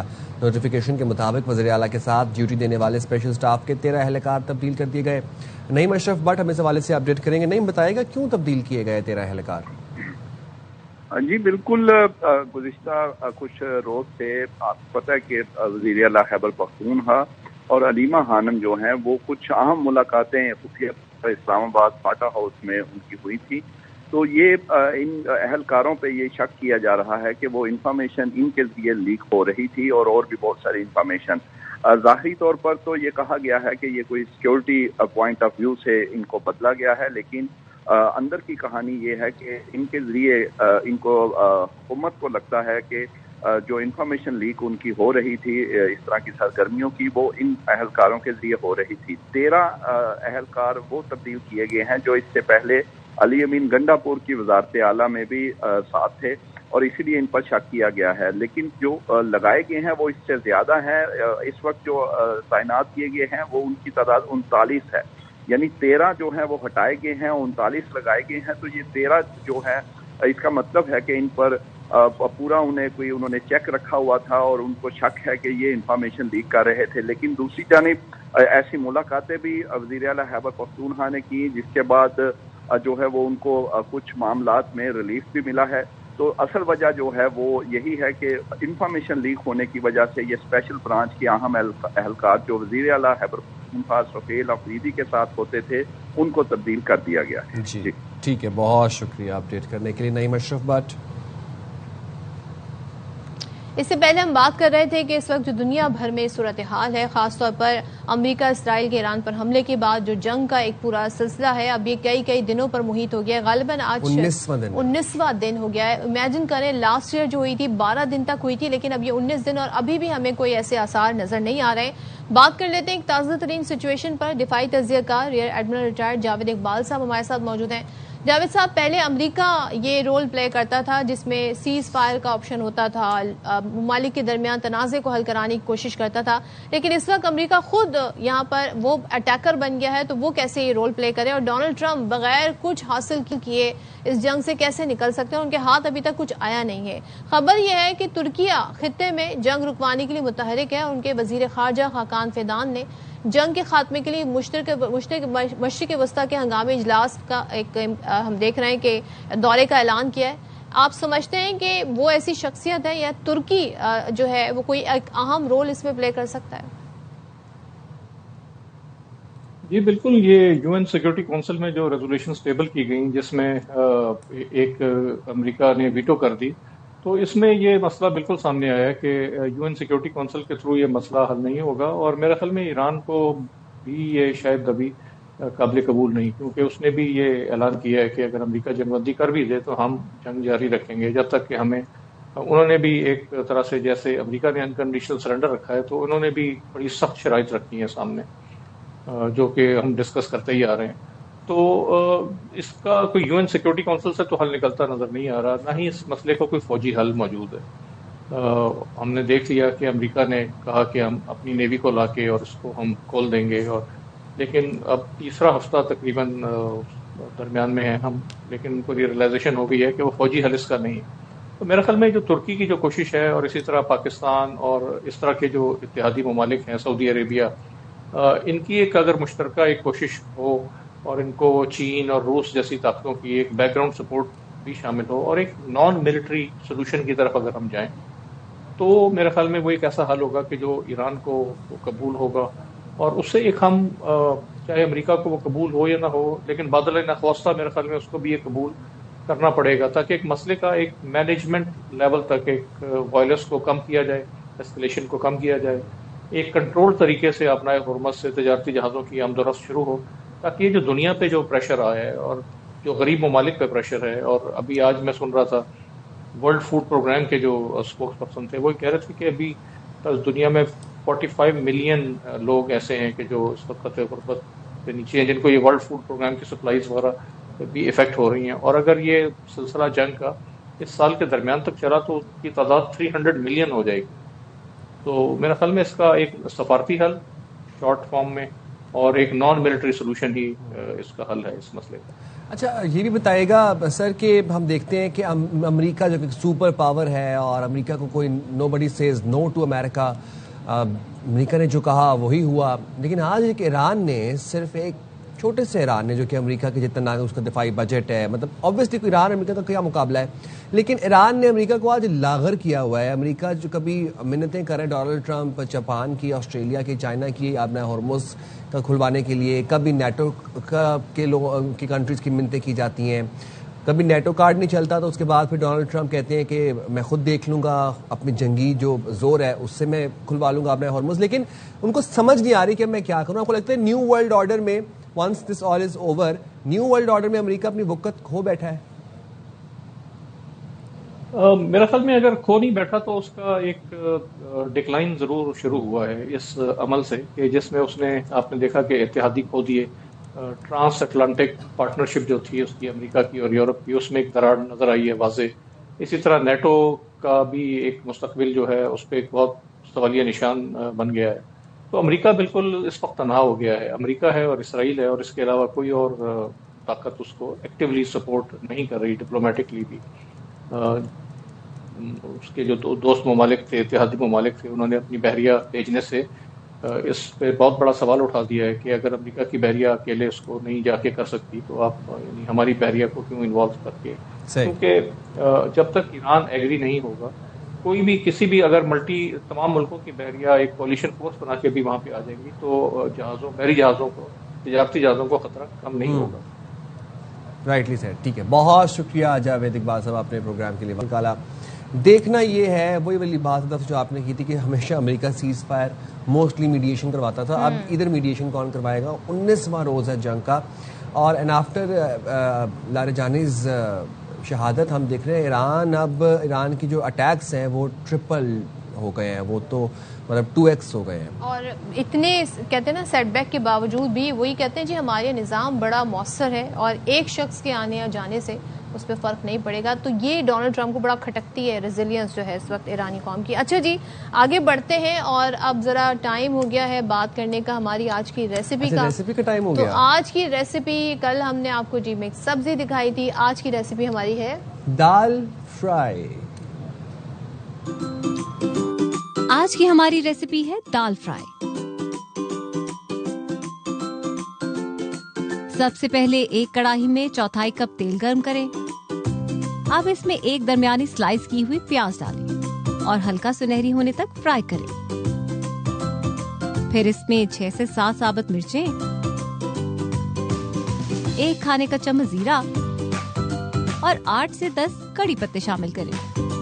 اب 1 کھانے کا چمچ لہسن ادرک کا پیسٹ ڈال کر اچھی طرح بھون لیں. جب خوشبو آنے لگے تو اس میں ایک درمیانہ کٹا ہوا ٹماٹر شامل کریں اور چند منٹ تک پکائیں تاکہ ٹماٹر نرم ہو جائے. اب اس میں 2 کھانے کے چمچ ہمدرد کڑاہی مسالہ ڈالیں اور اچھی طرح مکس کریں. پھر 1 چائے کا چمچ چکن پاؤڈر شامل کر کے مسالے کو اچھی طرح بھون لیں. اب اس میں ابلی ہوئی دال تقریباً 1/4 کلو شامل کریں اور اچھی طرح مکس کریں. اس کے بعد کسوری میتھی، 1 کھانے کا چمچ اچار. بھائی بہت سارے لوگ یہ ریسیپی جاننا چاہتے تھے، اور یہ کوئی عام دال نہیں ہے، اس میں جتنے مسالے گئے ہیں، جس طرح کا تڑکا اس میں لگا ہے. ہم مقصد کفایت شاری پہ سیریز نہیں چلا رہے تھے تو مکس سبزی اینڈ آل بنتا ہے نا. تو اب ہم جائیں گے چھوٹی سی بریک پہ، حاضر ہوں گے بریک کے بعد. اسٹے دیئر ود اس.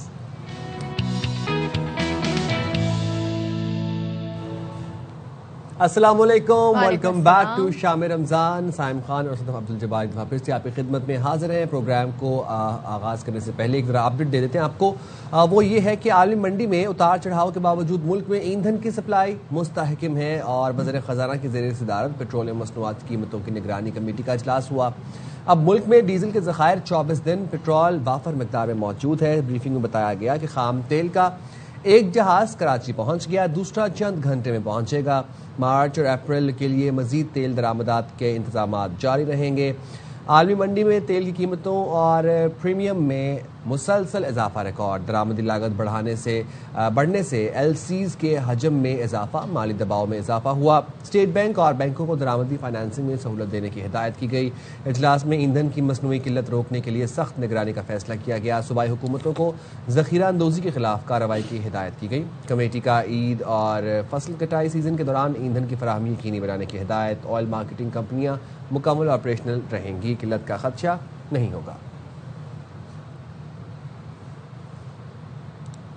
چلیں جی بات کرتے ہیں انوائرمنٹ کے حوالے سے، جس پر بات کرنا انتہائی ضروری ہے، کیونکہ اب ظاہر ہے موسم بھی تبدیل ہوا ہے تو بہت ساری چینجز بھی آئیں گی. لیکن اوور آل جو ہمارے انوائرمنٹ کو لے کے کیا کچھ ہو رہا ہے اس پر بات کر لیتے ہیں. کہیں پر سیلاب، کہیں پر گلیشیئر کا پگھلنا، پھر درجہ حرارت ہم ہر سال دیکھتے ہیں کہ اس میں جو ہے اضافہ ہو جاتا ہے. عالمی ماحول کو جو سنگین ماحولیاتی مسائل ہیں، چیلنجز ہیں، ان کا سامنا ہے، جن کے حل کے لیے ہم دیکھ رہے ہیں کہ عالمی سطح پر کئی منصوبے جاری ہیں، جس میں ری سائیکلنگ ایک بڑا مربوط سسٹم ہے, مؤثر عمل ہے, جس سے نہ صرف تباہی کا شکار جو ماحولیاتی نظام ہے اس کو محفوظ بنایا جا سکتا ہے, بلکہ ہمارے جو انوائرمنٹ کو, جو کلائمیٹ کو درپیش چیلنجز ہیں اس سے نمٹنا بھی آسان ہو جاتا ہے. تو ہر سال 18 مارچ کو ریسائکلنگ کا عالمی دن منایا جاتا ہے.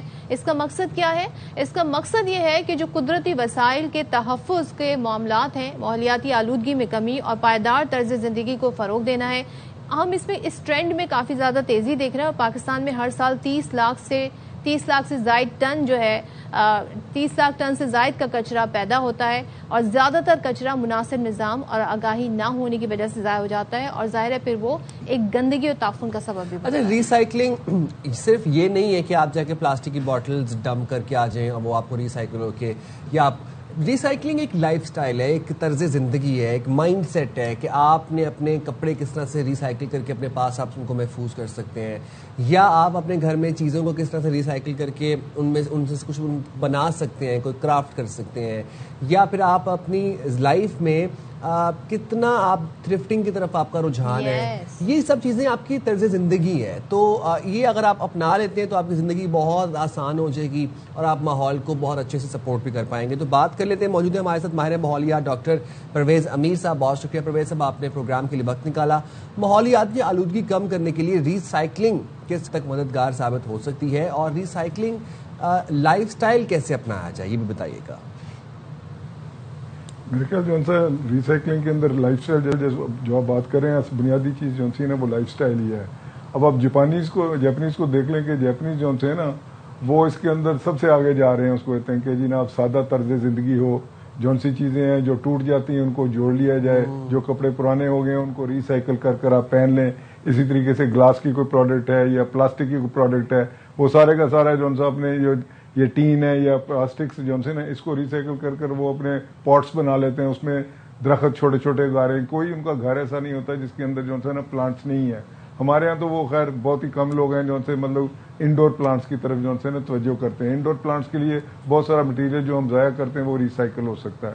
تو اسی طریقے سے جو سے مٹیریلز ہیں جو سے اپنا تھوڑے سے پریشیس ہیں, مطلب جو سے یہ ٹین ڈبا ہے یا سلور ہے یا اس طرح کی چیزیں ہیں, ان کو آپ ریسائکل کر کر اس کو ایک اکنامک گڈ کریٹ کر سکتے ہیں کہ اس کی جو سی نا اکنامک ویلیو وہ سبسٹینٹیو ہے. یہ بلینز آف روپیز کے اندر ہے یہ جو سی اکنامک ویلیو ہے. تو میں سمجھتا ہوں پنجاب میں دوسرے علاقوں کا تو مجھے نہیں اتنا ابھی علم, پنجاب کے اندر جو سا نا بہت مربوط طریقے سے جو سا نا یہ گاربیج کلیکشن کے اوپر جو سا یہ صفائی کے اوپر بہت زیادہ زور ہے جو موجودہ حکومت ہے. تو اس کے اندر یہی ہے کہ جو سا اب ہر جگہ پر آپ دیکھیں گے روڈ سائڈس کے اوپر بھی پٹس بنائے جا رہے ہیں, ڈفرینٹ چیزیں کر رہے ہیں. ہم جو سے اپنے جو سے ایون پونڈز ہیں اس کو بھی ریہیبلیٹیٹ کر رہے ہیں کہ جی اس کے اندر پہلے ہوتا تھا کہ جو سا گاؤں کا کچرا وچرا اس کے اندر آپ ڈال کر آپ اس کو سارا ایریا کور کر دیا ہے, وہ ہم اس کو ریہیبلیٹیٹ کرنے کی کوشش کریں گے. جتنے تقریباً 40,000 پاؤنڈز ہیں جن کے اوپر لوگوں نے قبضہ کر لیا ہوا ہے کہ اس کے اوپر بھی جو سی نا ریہیبلیٹیشن کی جائے, اور اس طریقے سے جو سا نا اس کو as economic value, economic good کے طور پر جو سا نا پیش کیا جائے. اچھا, ذرا ہم یہ جاننا چاہتے ہیں اگر ہم کراچی کو ایز ماڈل لیں, کیونکہ یہاں پر جو کچرے کا ایک مسائل کا سلسلہ ہے, جگہ جگہ ہمیں کچرا کنڈی نظر آتی ہیں, ڈمپنگ سائٹ بھی ہے یہاں پر موجود آلریڈی, اس کے باوجود بھی ویسٹ کو صحیح طور پہ ٹھکانے نہیں لگایا جا سکتا ہے. یہاں پہ آپ سمجھتے ہیں کہ کس طریقے سے سسٹم کو لایا جا سکتا ہے؟ ریسائکلنگ کے پروسیس میں آنے میں ٹائم لگے گا, لیکن کس طریقے سے ہم کیٹیگرائز کر سکتے ہیں جی کون سا مٹیریل, پلاسٹک, شیشہ, دھات, کس طریقے سے انہیں سیگریگیٹ کیا جائے؟ جو ویلیو ہوتی ہے نا اپنی جو سے بھی کچرے کی گاربیج کی, وہ آپ جو سے اس کو اکنامکلی یوز کر سکتے ہیں. تو ہمارے یہاں جو سے 3-4 چیزیں آتی ہیں. پہلا کلیکشن ہے, کلیکشن کے بعد اس کی ڈسپوزل ہے کہ جی آپ اس کو پراپر جگہ کے اوپر جو سے نا ڈسپوز کر سکیں. تو میں سمجھتا ہوں کراچی اتنا بڑا جیسے میٹروپولیٹن سٹی ہے کہ اس کے اوپر جو سی نا توجہ دینے کی انتہا کی ضرورت ہے کہ جناب آپ اس کو کریں اور لوگوں میں جو سی نا بیداری اور شعور پیدا کریں کہ جناب یہ جو سا نا آپ اس کو آئیڈینٹیفائی کریں گے جی یہاں پر یہ کچرا صفا نہیں ہو رہی. اس کے لیے ٹیکسیشن انتہائی ضروری ہے. کوئی بھی جو سی نا میٹروپولیٹن جو سی سٹی ہے وہ وداؤٹ ہیوی ٹیکسیشن جو سی نا وہ اس کو کلین اپ نہیں کر سکتی. اس کو کچھ کو پرائیویٹ سیکٹر میں دے لیں. ہمارے ادھر پنجاب کے اندر جو ہے نا اس میں یہ بھی کر رہے ہیں ہم جو ہے نا کہ پرائیویٹ سیکٹر کو بھی اس میں انوالو کر رہے ہیں. دیکھیں چائنا جو ہے نا وہ اس کو کہہ رہا ہے کہ جی مجھے تو آپ سارا دے دیں, میں آپ کا یہ لے جا کر میں اس کو ریپروسیس کر کر اس کی 50-60% ویلیو جو سے دوبارہ نکال لیتا ہوں. تو اس کو جیسے میں کہہ رہا ہوں کہ اس کو ٹیکسیشن ہے, ٹیکسیشن کے ساتھ ساتھ اس کو جو ہے نا یہ اکنامک گڈ لیں. آپ کا تو روڈ انفراسٹرکچر اتنا خراب ہوا ہے کہ تو ضروری چیز ہے کہ آپ کے روڈ انفراسٹرکچر کو جو ہے نا اس کی طرف کریں. یہ نہیں کریں گے تو بیماریاں اس کے ساتھ عام ہیں, جیسے بارشیں ہو رہی ہیں, بارشوں کے ساتھ یہ پلاسٹکس ہیں, دوسرے جو سے ہیں, یہ کافی سارے مسائل, انڈر گراؤنڈ واٹر ہے جو سے اس کو تباہ و برباد کرتے ہیں جو سے. تو میں سمجھتا ہوں کہ یہ کلائمیٹ چینج کے اوپر تو جو اثر انداز یہ کر ہی رہا ہے, اس کے ساتھ جو ہے نا آپ کا ٹمپریچر بھی جو ہے نا ریپڈلی بڑھے گا, جیسے کہ دنیا میں بڑھ رہا ہے, ریپڈ انکریز جو ہے نا وہ ٹمپریچر کی ہوگی. اس کے ڈاکٹر صاحب ایک بات بتائے گا, طبی ویسٹ کو ڈمپ کرنے کا کیا طریقہ کار ہے, اور کیا کراچی میں طبی ویسٹ کو ڈمپ کرنے کے لیے کوئی ڈمپنگ سائٹ موجود ہے؟ مجھے آواز نہیں آ رہی جی. آپ کو میری آواز آ رہی ہے اب؟ سر آپ کو اگر میری آواز آپ آ رہی ہے تو آپ کی آواز ہم ریکنیکٹ کرنے کی کوشش کرتے ہیں. ڈاکٹر صاحب کی آواز ریکنیکٹ کریے گا, تب تک ہم ذرا یہ جان لیں گے ڈاکٹر صاحب سے طبی ویسٹ, کیونکہ ہم نے کل اپنے پروگرام میں سیگمنٹ کیا تھا جس میں ہم نے آپ کو بتایا تھا کہ ہاسپٹلس کا مریضوں کا جو طبی فضلہ ہوتا ہے وہ لا کے ایسے ڈمپ کر دیا جاتا ہے شہری آبادیوں کے آس پاس. اس میں ڈرپس بھی ہیں, اس میں سرنج ہے, بلڈ بیگز ہیں, بلڈ بیگز, یورین بیگز ہیں. مطلب آپ سوچیں نارمل آپ کا دماغ یہ بات قبول کرتا ہے کہ ہم ایک میٹروپولیٹن سٹی کی بات کر رہے ہیں, یہ ہم کسی دیہی دور دراز سبربس کی بات نہیں کر رہے.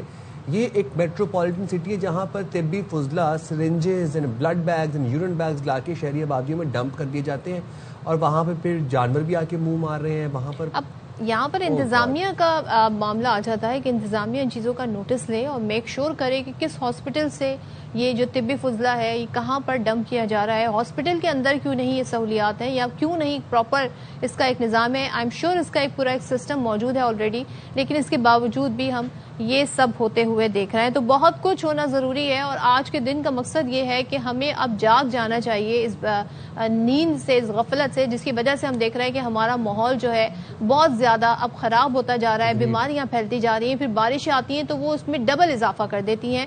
تو اس کے لیے ٹائملی ایکشن لینا بہت ضروری ہے. مونسون میں بھی ڈراسٹک افیکٹس دیکھتے ہیں ہم ماحولیات, کیونکہ ہم نے اپنے ماحول کو خود ہی خرابی کی طرف لے کے جا رہے ہیں. اس کے بعد سردیاں آتی ہیں تو اسموک دیکھتے ہیں ہم, گرمیاں آتی ہیں تو ایکسٹریم گرمیاں آ جاتی ہیں.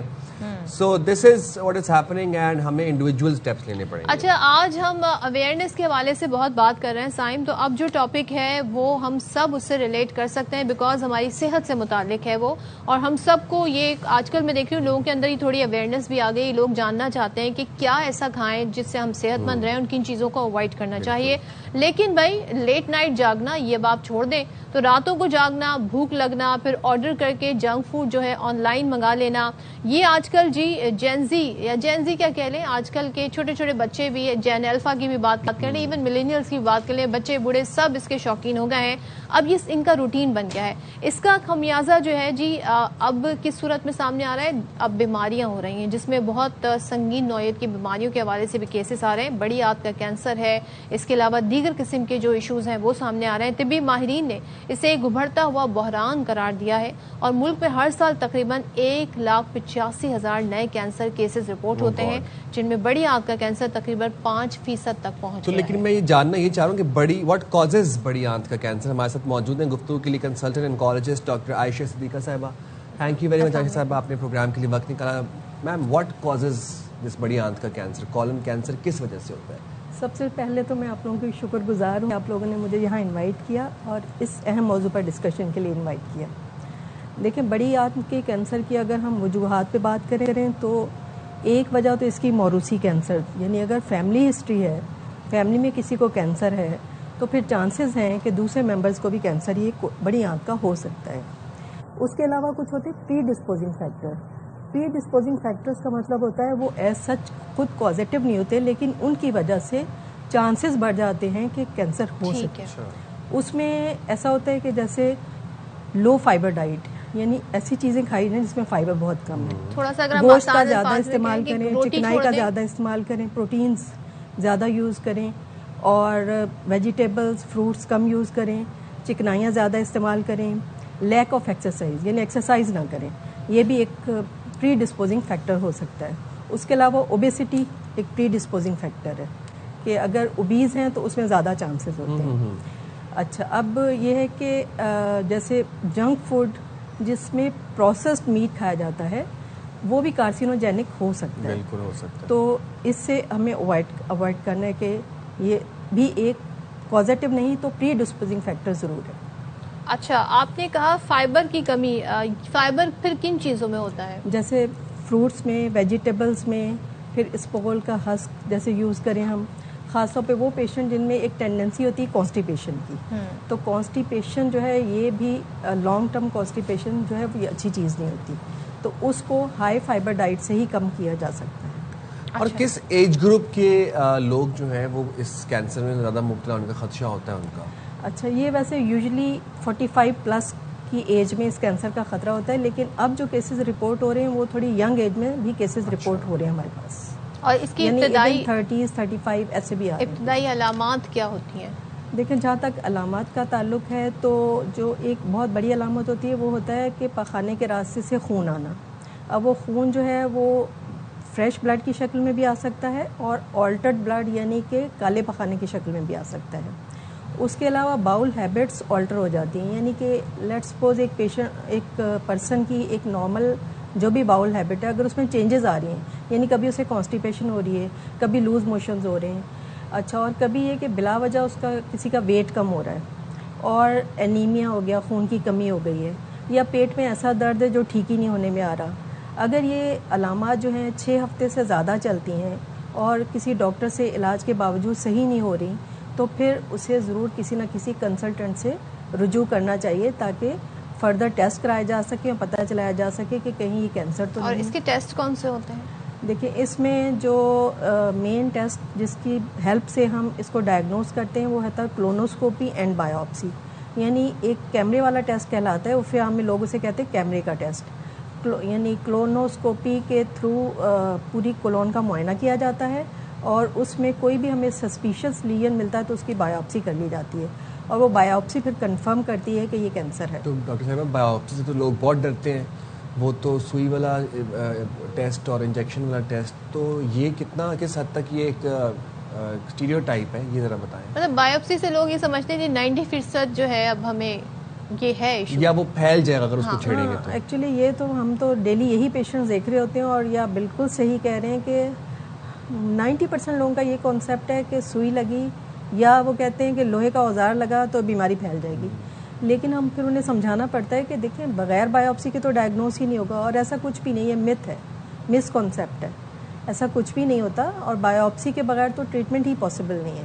جب تک ہم بایوپسی کر کے ٹیشو ڈائگنوسس نہیں کریں گے تب تک ہم کسی ٹریٹمنٹ کے لیے اور کنفرم بھی نہیں کر سکتے کہ یہ کینسر ہے یا نہیں۔ اچھا، اسکریننگ کو ذرا ڈیفائن کریں کہ واٹ از اسکریننگ، کیا ہمارے ملک میں یہ مؤثر ہے اور لوگوں کو اس بارے میں اویئرنیس ہے؟ دیکھیں، اسکریننگ کے جہاں تک اویئرنیس کا تعلق ہے تو اویئرنیس تو بہت ہی کم ہے، خاص طور پہ ہمارے جو دیہی علاقے ہیں جو کہ ہماری آبادی کا مور دین 70 یا 60% بناتے ہیں، وہاں تو کوئی خاص اسکریننگ کا کانسیپٹ نہیں ہے۔ ایون شہروں میں جہاں پہ کچھ اویئرنیس ایکٹیویٹیز بھی ہوتی ہیں وہاں تھوڑا بہت اسکریننگ کا کانسیپٹ ہے، لیکن لوگ اس کو فالو نہیں کرتے، یعنی لیٹ سپوز لوگوں کو پتہ بھی ہے کہ اسکریننگ کروانی چاہیے لیکن اس کو فالو نہیں کرتے۔ اسکریننگ ہے کیا؟ اسکریننگ کا مطلب یہ ہوتا ہے کہ کوئی بھی علامت ظاہر ہونے سے پہلے ہمیں بیماری کا پتہ چل جائے، تو اس کی اسکریننگ کے 2-3 طریقے ہوتے ہیں۔ ایک ہوتا ہے پاخانے کا ٹیسٹ جس میں اوکلٹ بلڈ کہتے ہیں، یعنی چھپا ہوا خون جو بظاہر نظر نہ آ رہا ہو، وہ ٹیسٹ کروایا جاتا ہے سال میں 1 دفعہ، وہ بھی 45 ایئرس کی ایج سے سٹارٹ کر لینا چاہیے۔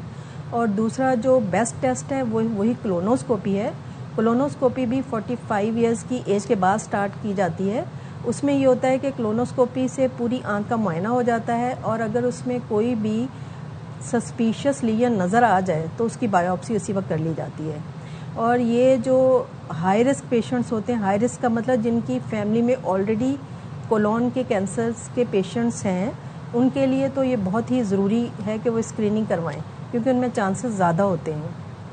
تو اسکریننگ اویلیبل تو ہے لیکن لوگ اس کو فالو کریں اور اویئر ہوں، یہ تھوڑا سا ڈیفیکلٹ بات۔ Thank you very much doctor صاحبہ، آپ نے پروگرام کے لیے وقت نکالا اور بڑی انہوں نے اچھے سے اور بڑی ڈیٹیلڈ ہمیں ساری ڈیٹیلز سے اور سارے پروسیجر سے، اسکریننگ سے، علاج سے ہمیں بتایا ہے۔ اور وہ کون سے ایسے فوڈز ہیں، کون سے ایسے آئٹم ہیں جو پری ڈسپوزنگ فیکٹر ہو سکتے ہیں، کاز تو نہیں ہو سکتے ڈائریکٹلی، لیکن اگر آپ اپنی لائف سٹائل کو ہیلدی کر لیں تو آپ بہت ساری بیماریوں سے بچ سکتے ہیں۔ بالکل جی، تو یہاں پر ایک اپڈیٹ ہے، پروگرام میں شامل کر لیتے ہیں۔ اسلام آباد ہائی کورٹ کے احکامات پر بانی پی ٹی آئی کا medical check up. High court کی ہدایت پر چیف کمشنر نے نیا میڈیکل بورڈ تشکیل دے دیا۔ جیل انتظامیہ کے مطابق تشکیل دیا گیا میڈیکل بورڈ بانی پی ٹی آئی کا طبی معائنہ کر رہا ہے۔ میڈیکل چیک اپ کا عمل جاری ہے، ماہر ڈاکٹرز کی ٹیم موجود ہیں۔ بانی پی ٹی آئی کا طبی معائنہ اہلیہ بشرا بی بی کی موجودگی میں کیا جا رہا ہے۔ چیک اپ کے دوران تمام ضروری طبی آلات اور سہولتیں میسر ہیں، اور جیل انتظامیہ کے مطابق میڈیکل بورڈ کی جانب سے مکمل رپورٹ جلد چیف کمشنر کو پیش کی جائے گی۔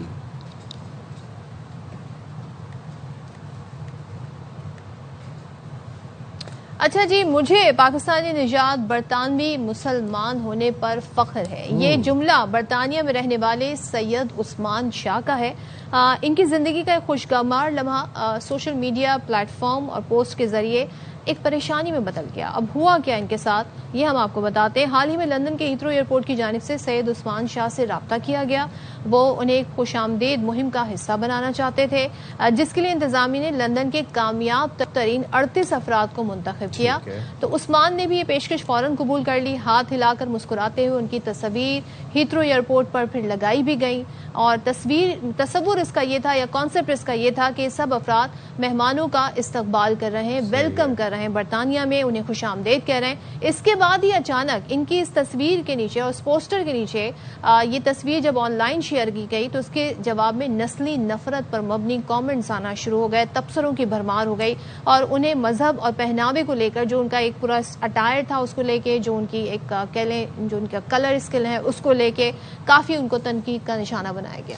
اچھا، تو برطانوی حکام سمیت کئی لوگوں نے سید عثمان شاہ کو اس مشکل گھڑی میں بھرپور حمایت کا یقین دلایا۔ ان شارٹ ان کو ریسزم کا نشانہ بنایا گیا۔ اس بارے میں بات کریں گے۔ پاکستانی چار برطانوی شہری سید عثمان شاہ ہمارے ساتھ موجود ہیں۔ عثمان، ہیتھرو ایئرپورٹ کی جانب سے خوش آمدید مہم کا حصہ بنانے کے لیے جب آپ سے رابطہ کیا گیا تو آپ کے کیا تاثرات تھے، لیکن eventually how did it all end up, اور وہ کیا ہوا اور کیوں ہوا، ذرا ہمیں بریفلی بتائیے گا۔ السلام علیکم، کین یو ہیئر می؟ آپ کو میری آواز آ رہی ہے؟ جی جی آ رہی ہے۔ جی السلام علیکم۔ پہلے تو بات یہ کہ اردو میری سیکنڈ زبان ہے، تو مجھے معاف کرنا اگر میری اردو تھوڑی سی کمزور ہے، کوئی مسئلہ نہیں، میں اپنی طرف سے فل کوشش کروں گا۔ جی، جب ہیتھرو نے مجھے کانٹیکٹ کیا تھا کہ عثمان جو آپ نے کام اپنے بزنس میں کیا، ہم اس سے بہت خوش ہیں اور ہم آپ کو سیلیبریٹ کرنا چاہتے ہیں کہ آپ گریٹ برٹن، پاکستان، اسلام کا نام آپ روشن کر رہے ہو، تو ہم نے نا آپ کی تصویر یوز کرنی ہے کہ ایوری سنگل ایئر آپ نے 90 million guest of the you کے کو آپ نے ویلکم کرنا ہے۔ پہلے تو میں بہت حیران تھا کہ انہوں نے مجھے پک کیا ہے، لیکن پھر جب انہوں نے میری فوٹوز کھینچی تھی اور میری فوٹو دیوار پہ لائی تھی، میرے کے لیے تو ایک بہت بڑا اوکیزن تھا۔ I was in dish belief, میں بہت خوش تھا، اور اس سے بہتر یہ تھا کہ میرے ماں باپ مجھ سے بہت خوش تھے کہ عثمان ہاں ٹھیک ہے، ہم یہاں یو کے میں آئے تھے اور ہم نے آپ کو پڑھایا، اور ہمارے خواب کیا نہیں تھا کہ ہمارا بیٹا نا ہیتھرو کی دیواروں پہ اس کی فوٹو لگ جائے گی۔ اب ایوری تھنگ ٹھیک ٹھاک جا رہا تھا، پر لیکن یہاں یو کے میں انفارچونیٹلی کئی برے لوگ ایسے ہیں جو کافی ریسسٹ ہوتے ہیں، اور وہ کہہ رہے تھے کہ یہاں ایک پاکستانی کی تصویر کیوں لگی ہے، مسلمان کی تصویر کیوں لگی ہے، اس کی تصویریں اتارو۔ وہاں سے نا ایک آدمی نے ایک پوسٹ لکھی، اور بفور یو نو وہ تصویر اور وہ ٹویٹ 5 ملین ٹائمز ویو ہوئی تھی۔ اس کے نیچے بہت سارے ریسسٹ کامنٹس تھے، تو وہ سوری آپ کیا کہہ رہے تھے؟ آپ نے بتایا کہ 5 ملین ٹائمز اس کو ری پوسٹ کیا گیا، وہ جو ریسسٹ کامنٹ تھے، تو پھر آپ کی انتظامیہ نے یا ہیتھرو ایئرپورٹ مینجمنٹ نے کیا ہیلپ کی؟ ہیتھرو نے مجھے کہا تھا کہ عثمان آپ کیا کرنا چاہتے ہو، اس لیے کافی گورے لوگ کافی خلاف ہو گئے ہیں۔ میں نے کہا میں کیا کروں گا، میں نے سب کو رسپانس دینا ہے، میں نے ان کو دکھانا تھا کہ اسلام نے مجھے کیا سکھایا ہے، میرے ماں باپ نے مجھے کیا سکھایا۔ میں نے کہا تھا کہ جنہوں نے میرے بارے میں اینی تھنگ برا لکھا ہے نا، میں نے ان سب کو معاف کر دیا۔ پہلا تو کام یہ ہے، پھر دوسرا کام میں نے یہ کیا تھا، میں نے کہا جنہوں نے بھی کوئی چیز برا لکھا ہے میرے بارے میں، وہ میری دکانیں میں آئے، اور جب میری دکانیں میں آئیں گے نا، میں ان کو فری کھجوریں دوں گا۔ اس لیے میں نے کسی جو بھی میرے ساتھ برا کرتا ہے، میں نے ان کو برا کر کے دکھانا نہیں ہے۔ اس لیے یہ مسلمانوں کا اور پاکستانی کا یہ کردار نہیں ہے تو میں نے کہا تھا کہ میں نے ہیٹ کو میں نے لو کا رسپانس دینا ہے. اور دا موسٹ امیزنگ چیز یہ تھی کہ وہ سارے گورے آج تک اسٹل آ رہے ہیں. وہ کہہ رہے تھے کہ ہم اتنے حیران تھے کہ یہ عثمان نے رسپانس کیسا دیا, ہم نے اس کے بارے میں اتنی بری چیزیں ہم نے لکھی تھی. اور پھر اس نے آگے سے کہا کہ ڈونٹ وری, میں نے آپ سب کو معاف کر دیا, رادر آپ نہ آؤ اور آپ میرے سے میری پروڈکٹس آپ فری لے لو, بس میرے ساتھ بات کر لو. ابھی میں بھی سعودی عربیہ میں گیا ہوتا 2-3 ہفتوں کے لیے, وائس میں گیا ہوتا, لوگ بار بار مارکیٹ میں آ رہے تھے, گفٹس لے کے آ رہے تھے کہ ہاں عثمان نے نا ہمیں ایک سبق سکھایا. اور یہ رسپانس تھا نا, گورے لوگ بہت حیران ہیں, کہہ رہے کہ اس نے ہمیں دکھایا کہ اسلام کیا چیز ہے.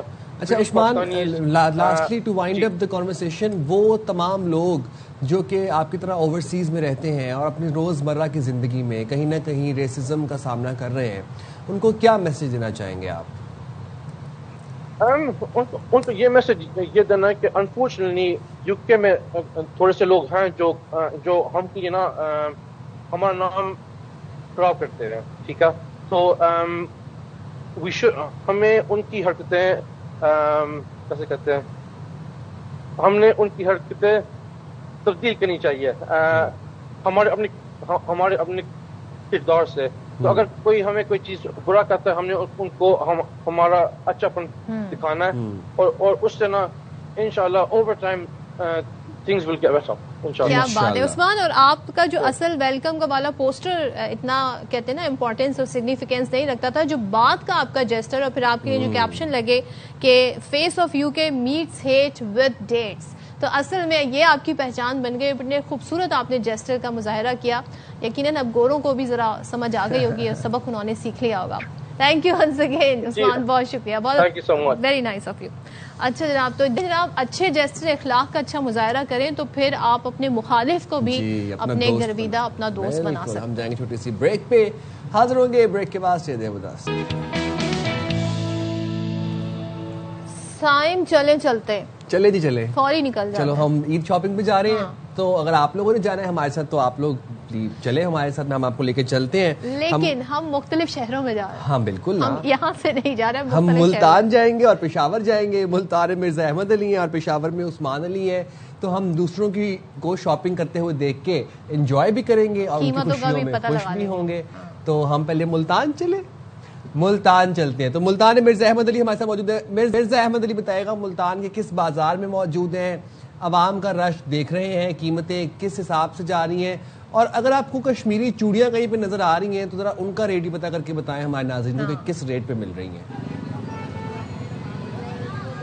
جی بالکل, اس وقت ہم ملتان کے سب سے بڑے بازار حسین آگاہی بازار میں موجود ہے. آپ کو بتاؤں آج ملتان کا موسم جو ہے وہ خاصا خوشگوار ہے, ٹھنڈی تیز ہوائیں چل رہی ہیں جس کی وجہ سے درجہ حرارت میں بھی کمی آئی ہے, اور لوگ جو ہے وہ پہلے سے زیادہ جو ہے مارکیٹوں کا دور ہے. اس وقت آپ دیکھ سکتے ہیں کہ بازار میں گہما گہمی ہے. یہاں پہ بات کی جائے یہاں پہ عید کی شاپنگ کی, تو عید کی شاپنگ جاری ہے. خواتین جو ہیں ان کی میچنگ سٹالز پر سے وہاں سے خریداری جاری ہے, مہندی خرید رہی ہیں, چوڑیاں خرید رہی ہیں, جبکہ آرٹیفیشل جو میچنگ جیولری ہے ان سٹالوں پر جو ہے رش ہے. اس کے علاوہ جوتوں کی پرچیزنگ بھی جاری ہے. کشمیری چوڑیوں کی آپ نے بات کی, تو کشمیری چوڑیاں جو ہیں جو یہاں ان کا ایک سیٹ ہے وہ مل رہا ہے 1200 سے 1500 روپے میں.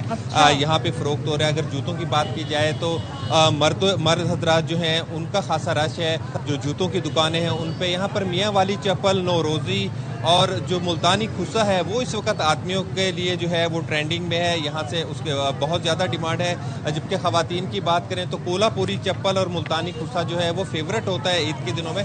اس وقت جو ہے شہری گھروں سے باہر ہیں, خریداری کر رہے ہیں, بازاروں کی رونقیں بہار ہے, اور ملتان شہر کا موسم بھی انجوائے کر رہے ہیں. جی کیا بات ہے. اچھا مجھے قیمت پتہ چل گئی 1200 سے 1500. یہ بہت مناسب ہے صدف. نہیں, میں آپ کو بتاتی ہوں کراچی میں ایک جگہ ایسی ہے جہاں پر یہ 800 سے بھی کم میں مل رہی ہے. اچھا کدھر؟ میں جگہ صدر میں اگر بتا دوں تو پھر بتا دیں, سب کا فائدہ ہو جائے گا, بتا دیں. ہاں کچھ ایسے ہی صدر زینب مارکیٹ کے وہاں پر آپ کو اچھی ویرائٹی میں آپ بارگیننگ بھی کر لینا تو قیمت جو ہے آپ کو مل جائے گی. لیکن کہیں پر یہ 2000 اور 2500 میں مل رہی ہے. گلف میں مل رہی ہیں 2800 کے سیٹ مل رہے ہیں. اب آپ نے نام بھی لے دیا. چلے تو ہم جاتے ہیں کی طرف بڑھتے ہیں پشاور میں. پوچھیں آپ جناب. تو عثمان بتائے ذرا پشاور میں ایک تو پہلے بتا دیں کیا ریٹ چل رہا ہے کشمیری چوڑیوں کا, دوسرا یہ بتا دیں کہ عوام مطمئن ہے قیمتوں سے اور کتنا رش دیکھ رہے ہیں اپنے راؤنڈ بازاروں میں.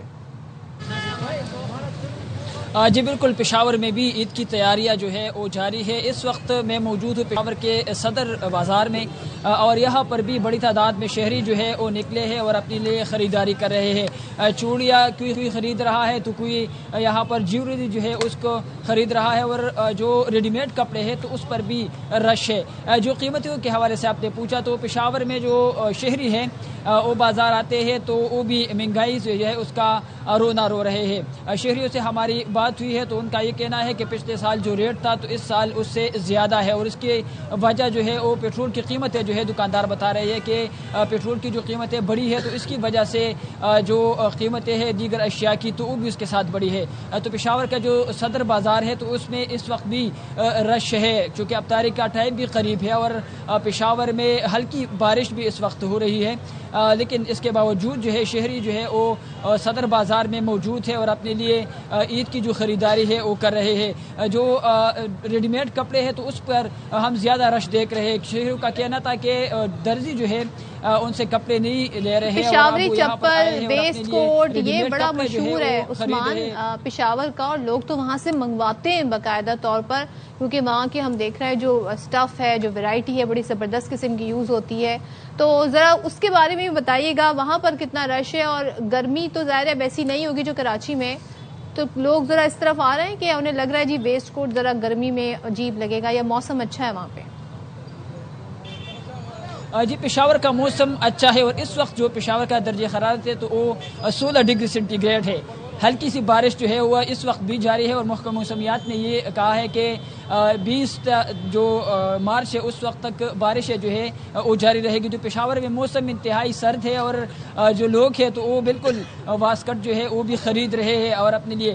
اس کے ساتھ ساتھ جو پشاوری چپلیوں کی آپ نے بات کی ہے تو پشاور کی چپلی جو ہے وہ تو بہت زیادہ مشہور ہے، اور دیگر شہروں سے بھی لوگ جو ہے وہ پشاور آتے ہیں اور یہاں پر اپنے لیے چپلی خریدتے ہیں. تو اس مارکیٹ میں بھی بہت زیادہ رش ہے اس وقت، لیکن جو رش ہے وہ بڑھ جاتا ہے رات کے وقت جب لوگ افطاری کرتے ہیں. اس کے بعد جو ہے پھر اس مارکیٹ میں یہاں پر کھڑے ہونے کے لیے بھی آپ کو جگہ نہیں ملے گی. پشاور صدر میں اور جو دیگر مارکیٹیں ہیں وہاں پر بھی رش جو ہے وہ بہت زیادہ بڑھ جاتا ہے. صدر اور کراچی صدر دونوں میں اس وقت تل دھرنے کی جگہ نہیں ہے. بہت عثمان علی اور مرزا احمد بتا رہے تھے عثمان علی کہ لوگ شہری جو ہے وہ مہنگائی کا رونا رو رہے ہیں، تو رونے والوں سے کہتے ہیں ان کا بھی رونا رو لیں جن کو مجبوری حالات نے رونے نہ دیا. ہو مجبوری حالات نے رونے نہ دیا. میں یہاں پر آپ کو بریک لینے دیتی ہوں، بس پھر آپ اپنا شیئر مزید کمپلیٹ کر لیے گا. ہم جائیں گے بریک پہ، حاضر ہوں گے بریک کے بعد.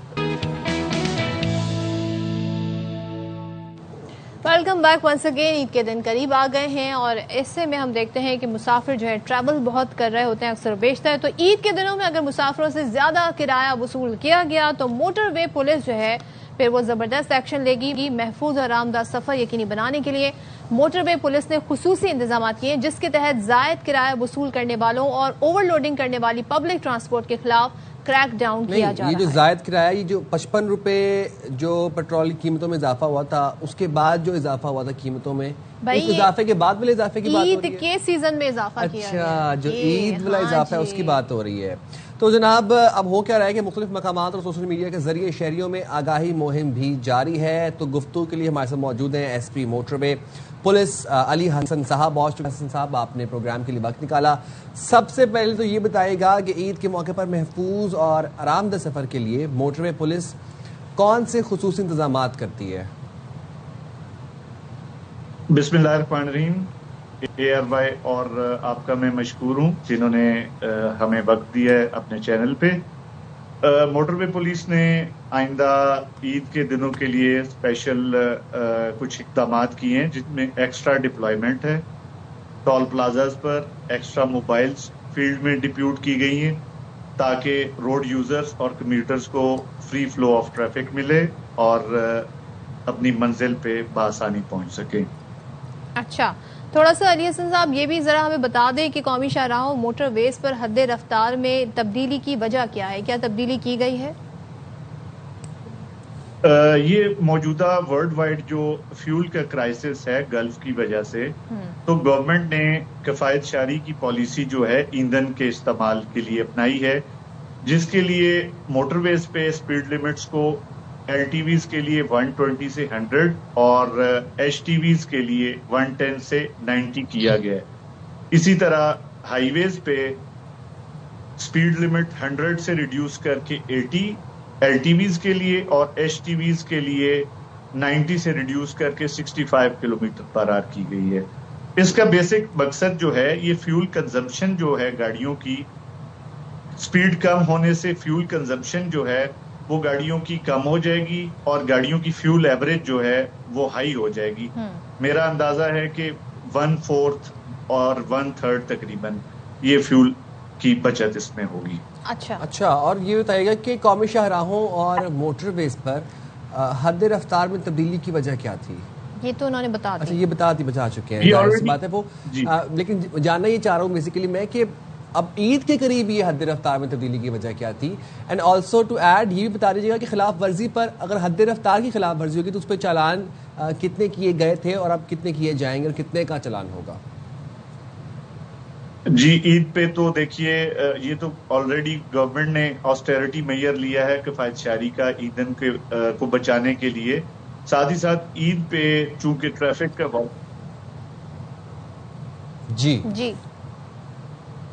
जी बोलिए।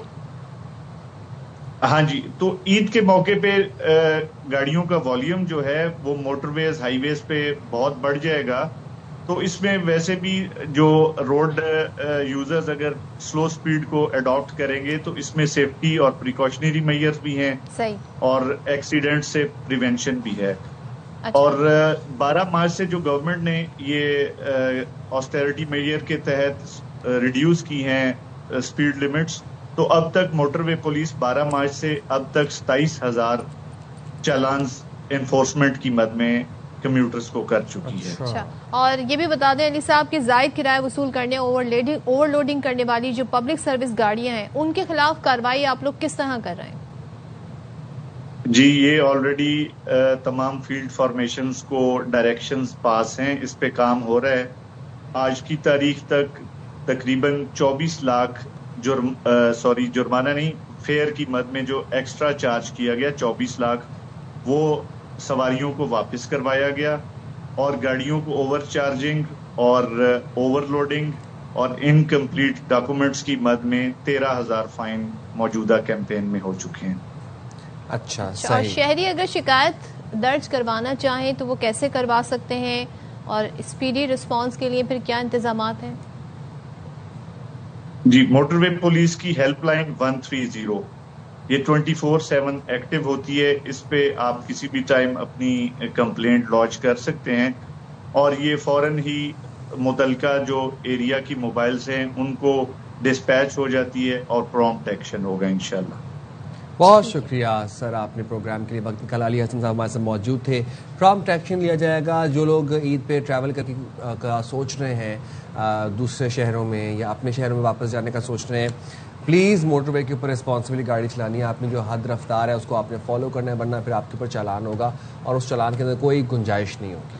और अब क्योंकि किफायत शहरी के तहत नए रूल्स आ गए तो उनके बारे में जानना भी बहुत ज़रूरी है। चलें जी, अब आपको मिलवाते हैं गुजरावाला की एक ऐसी बासलाहियत एथलीट हरम रेहान से जिन्होंने मार्शल आर्ट की टेक्निक को इस्तेमाल करते हुए 1 मिनट में 143 मरतबा घुटने के वार करके नया आलमी रिकॉर्ड कायम किया है, गिनीज बुक में अपना नाम दर्ज कराया है।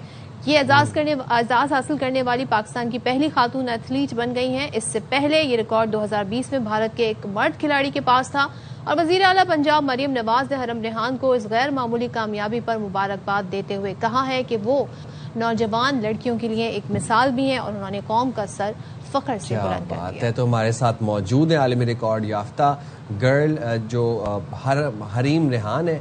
हरीम, बहुत शुक्रिया। पहले तो बहुत बहुत मुबारकबाद हो आपको, आपने इतना ज़बरदस्त आलमी रिकॉर्ड बनाया है। तो कैसा लगा आपको जब आपको ये पता चला कि आप फर्स्ट गर्ल हैं जिसने ये आलमी रिकॉर्ड बनाया है? जी, मुझे बहुत अच्छा महसूस हुआ क्योंकि मेहनत भी इसमें शामिल थी और मुझे जब मेरी मेहनत का सिला मिला तो बहुत अच्छा महसूस हुआ। I am feeling proud of my self right now. How nice. अच्छा, तो ये बताइएगा, अब ये रिकॉर्ड के दौरान कोई चैलेंजेस पेश आए आपको? आपके साथ जो और लोग थे या जिनके साथ कंपटीशन आपका, एक मर्द खिलाड़ी ने भारत के पहले रिकॉर्ड बनाया, उनका रिकॉर्ड क्या था और क्या तैयारी आपने इसके लिए की थी? جی چیلنجز کا سامنا کرنا پڑا ہے، چونکہ گجرانوالہ میں اتنی فیسلٹیز نہیں ہیں موجود، تو چیلنجز کا سامنا کرنا پڑا. بیسیکلی یہاں پہ جم کی فیسلٹی بھی نہیں ہے، اس کی وجہ سے اسٹرینتھ ٹریننگ کرنے میں کافی مشکل پیش آئی مجھے. اور یہ انڈین میل کا ریکارڈ تھا جو کہ 2020 میں سیٹ کیا گیا تھا 134 نی اسٹرائکس کر کے، اور میں نے 1 منٹ میں 143 نی اسٹرائکس کر کے میں نے اس ریکارڈ کو بریک کیا ہے، اور الحمدللہ میں اس ریکارڈ کو اچیو کر چکی. اچھا، دیکھنے والے تو ظاہر سی بات ہے جو لوگ کرٹیسائز کرنے والے تو سوشل میڈیا کے اوپر، ان میں کچھ کامنٹس پڑھ رہا تھا، لوگ کہتے ہیں یار یہ تو بس ایسے بس گھٹنے کو اوپر ہی کرنا ہے. آپ ذرا بتائیں لوگوں کو کتنی ورزش، کتنی تیاری کرنی پڑتی ہے just to make this one world record? جن کو یہ لگتا ہے وہ پھر کرتے کیوں نہیں؟ اگر یہ اتنا ہی آسان ہے تو پھر ہر ریکارڈ لے کے بیٹھا ہوتا. تو میں نے اس کے لیے بیسیکلی میں پہلے ایشیا بک آف ریکارڈز میں اپلائی کیا تھا، تو اس کے لیے بھی میں نے ٹریننگ کی تھی، اور تب میں نے 102 کا ریکارڈ سیٹ کیا تھا. دین میں نے جب گنیز ورلڈ ریکارڈ میں اپلائی کیا تو میں نے 9 منتھس مزید ٹریننگ کی اپنی اسٹرائکس کی لمٹ انکریز کرنے کے لیے، اور دین پھر 143 تک میں نے لمٹ انکریز کی اور میں نے یہ ریکارڈ سیٹ کی. اچھا، کیا بات ہے. تو یہ بتائیے کہ آپ کو ایتھلیٹ بننے کا خیال کیسے آیا، کب سے آپ اس طرف آئی ہیں اور آگے کیا کرنا ہے آپ نے؟ بیسیکلی اسپورٹس میرا اسٹارٹ سے بچپن سے ہی میرا خواب تھا، میرا مطلب اس کو میں ایز اے کیریئر لے کے جانا چاہتی ہوں، تو یہ میرا شوق تھا. تو میں نے جب اس کالج میں نے ایڈمیشن لیا تو پھر میں نے میری یہاں پہ اسپورٹس کی ٹیم میں سلیکشن ہوئی، اور میری کوچ جو ہے میڈم یمیمہ سجاد، انہوں نے میرے ٹیلنٹ کو دیکھا اور میرے پہ ورک کرنا شروع کیا. تو اس طرح کر کے پھر میں مزید ڈسٹرکٹ لیول، ڈویژن لیول، مزید میں آگے تک آتی رہی، اور الحمدللہ اب میں نے ورلڈ لیول پہ یہ ریکارڈ سیٹ کیا. تو اب آگے کی کیا تیاری ہے حریم آپ کی؟ اب کیا پلانز ہیں؟ کون سے ایونٹس میں آپ نے جانا ہے؟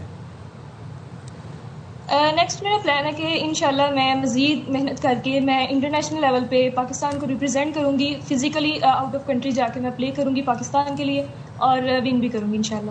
انشاءاللہ. اور بھی آپ نے مزید کیا grains book of world record میں کچھ اپنے مقابلے کروانے درج، تو کیا تیاری کر رہی ہیں ویسے ابھی آپ؟ جی بیسیکلی مزید میں نے کچھ ریکارڈز کو ٹارگٹ کیا ہوا ہے، اور میں پریپیئر کر رہی ہوں ان کے لیے بھی. انشاءاللہ مزید ریکارڈ سامنے آئیں گے.